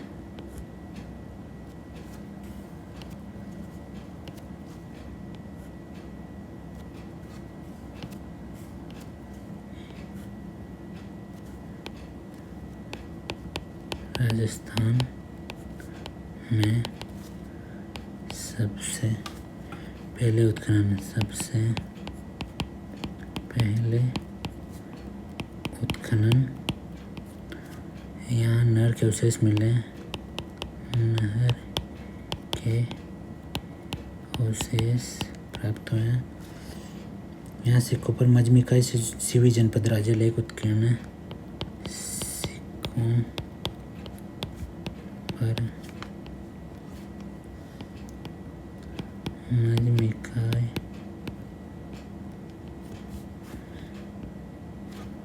सिवी जनपद राज्य, सिवी जनपद राज्य, मध्यमिका सिवी जनपद राज्य लेख उत्कीर्ण है। जनपद राज्य लेख उत्कीर्ण है। इसके उत्खननकर्ता कौन थे, उत्खननकर्ता D.R. भंडारकर, D.R. भंडारकर। खोज किसने की थी, कवि राजा श्यामल दास, कवि राजा श्यामल दास। ठीक है दोस्तों, इसकी जो जानकारी है हमें कहाँ से मिलती है? महाभारत महाभाष्य पतंजलि में भी पाणिनि द्वारा उल्लेख किया गया है। महाभारत तथा महाभाष्य पतंजलि में पाणिनि द्वारा उल्लेख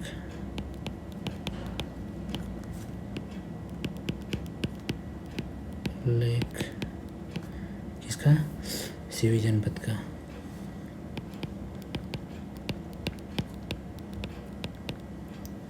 ये क्षेत्र मेव जाति के अधिकार में रहा था, इसे मेदपाट, मेवाड़ या प्रागवाड़ भी कहते हैं। ये क्षेत्र मेव जाति के अधिकार में रहा था, अतः इसे मेदपाट, मेवाड़ या फिर प्रागवाट भी कहते हैं। ठीक है दोस्तों, यहाँ तक समझ में आएगा। यूनानी राजा मिनांडर ने आक्रमण किया था मध्यमिका पर। किसने आक्रमण किया था? मध्यमिका पर। मध्यमिका पर यूनानी राजा मिनांडर।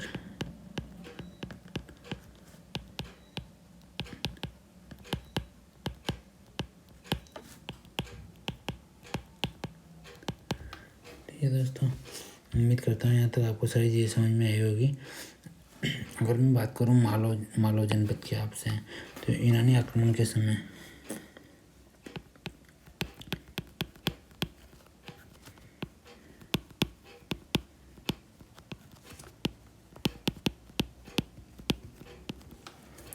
पंजाब की मालव जाति ने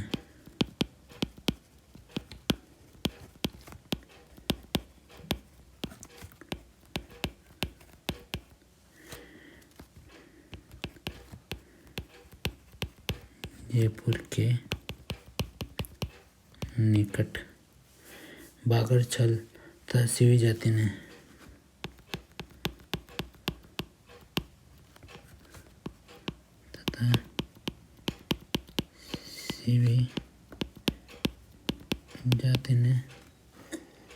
नगरी चित्तौड़गढ़ को केंद्र बनाया। नगरी चित्तौड़गढ़ को केंद्र बनाया। जब सिकंदर ने भारत पर आक्रमण किया,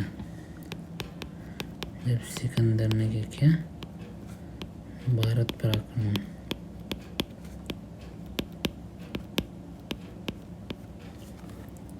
तो मालव वहाँ से भाग कर कहाँ आ गए? नगर टोंक आ गए। यहाँ उनेरा तहसील में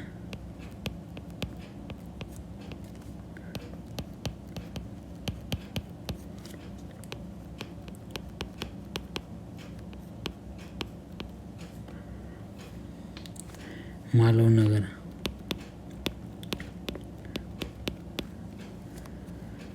जो अभी किस नाम से जाना जाता है? कारकोट नगर के नाम से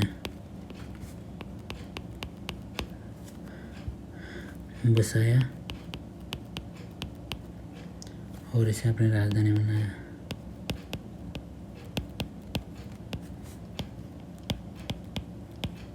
ठीक है दोस्तों, उम्मीद करता हूँ सारी चीज़ें समझ में आ गई होगी। क्वेश्चन नंबर 18 की तरफ चलते हैं। क्वेश्चन कौन सा सही सुमेलित नहीं है? देखो, बीकानेर जोधपुर को जंगल प्रदेश भी कहते थे, इसे राती घाटी या उनका घर भी कहते हैं। जंगल प्रदेश बोल दो, राती घाटी बोल दो, उनका अगर बोल दो,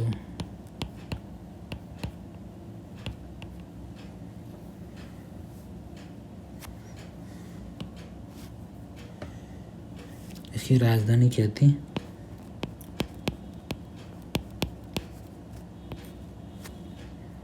छत्रपुर।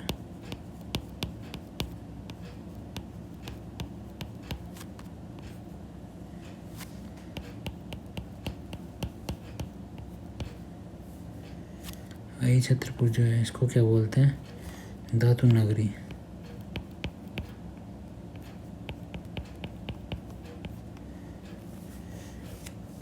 ऐसे ही आबू सिरोही को अर्बुद प्रदेश भी बोलते हैं। सिरोही को शिवपुरी या शरण वही नगर के नाम से भी जाना जाता था।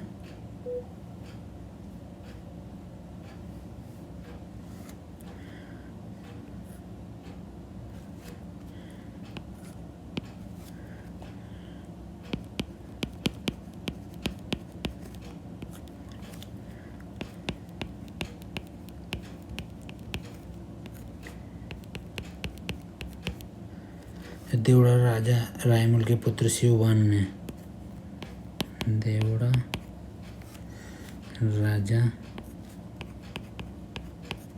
रायमल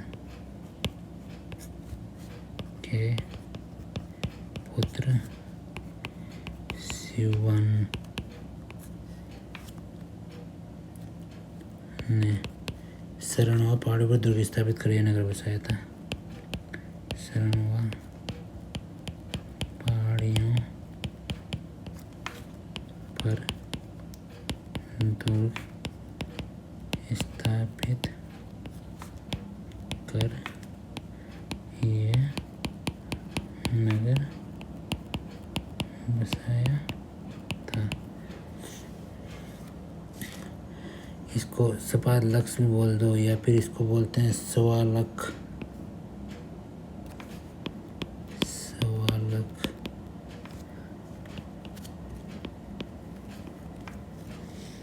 सवालक बोलते हैं। जो अजमेर है, अजमेर में जो टोटगढ़ बनाया था जेम्स टोड ने, उसका मूल नाम बोराड़बाड़ा या बोरासवाड़ा या बरसावाड़ा है। टोटगढ़ किसके द्वारा बनाया गया था? जेम्स टोड के द्वारा, जो इसका मूल नाम है। मूल नाम क्या है? बोराड़बाड़ा। बोराड़बाड़ा, बोरासवाड़ा,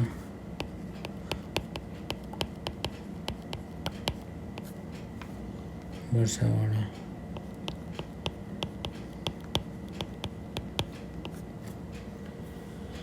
ठीक है दोस्तों, क्वेश्चन नंबर 19 की तरफ बढ़ते हैं। क्वेश्चन नंबर 19 है, प्राचीन राजस्थान में मालवा शक्ति का केंद्र बिंदु था। क्या था? जयपुर।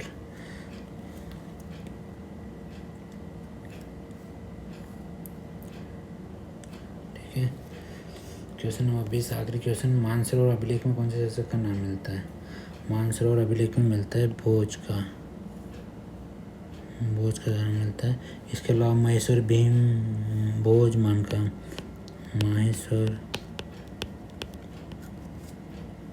माहेश्वर नहीं है दोस्तों, महेश्वर है। गलत हो गया थोड़ा सा। महेश्वर भीम भोज मान आदि मौर्य वंशी शासकों के नाम मिलते हैं इसमें। और राजा धवल का नाम कहाँ से मिलता है? राजा धवल का नाम मिलता है कणसवा शिवालय अभिलेख, कंजवा शिवालय अभिलेख से प्राप्त होता है। ये कहाँ पे? कोटा में है। ठीक है।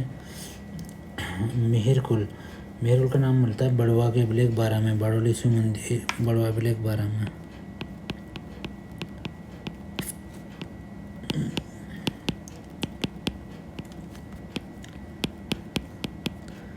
इससे ये भी जानकारी मिलती है कि जो बाड़ोली के शिव मंदिर है वो बाड़ोली के शिव मंदिरों के बारे में जानकारी मिलती है।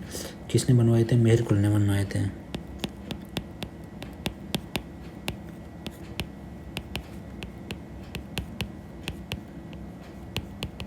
मेरकुल ने बनवाए थे। इसके अलावा मोरवारी वंश राजाओं को, मोकरी राजाओं को उन्हें मिलता है। मोकरी राजाओं को उन्हें मिलता है।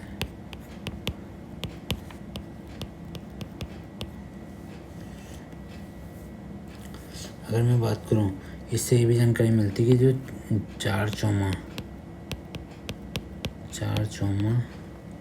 कोटा के मंदिर गुप्त काल में बने थे। कोटा के मंदिर गुप्त काल में बने थे।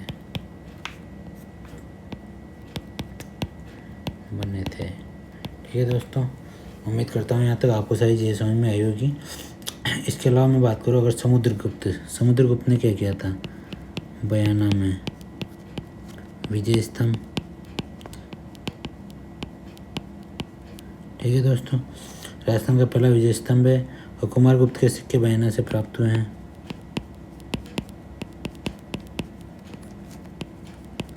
ये सिक्के कहाँ से प्राप्त हुए हैं, बयाना से प्राप्त हुए हैं। इसके अलावा जो सामंत विष्णुवर्धन थे,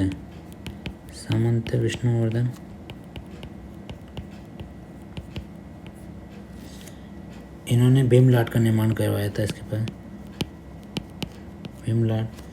और यहाँ पे रानी चंद्रलेखा,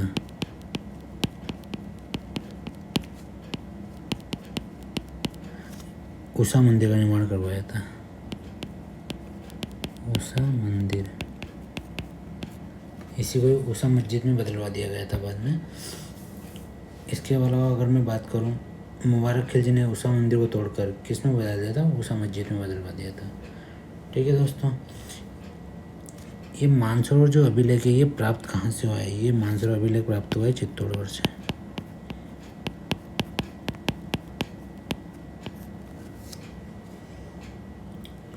चित्तौड़गढ़ से प्राप्त हुआ है। इसी के साथ अपना आज का ये टॉपिक ख़त्म होता है दोस्तों। एक बार में अगर वीडियो में थोड़ा सा आपको लंबा लगे तो इसको 2 बार ज़रूर देखना दोस्तों। पूरा टॉपिक कवर है, अच्छे से कवर है।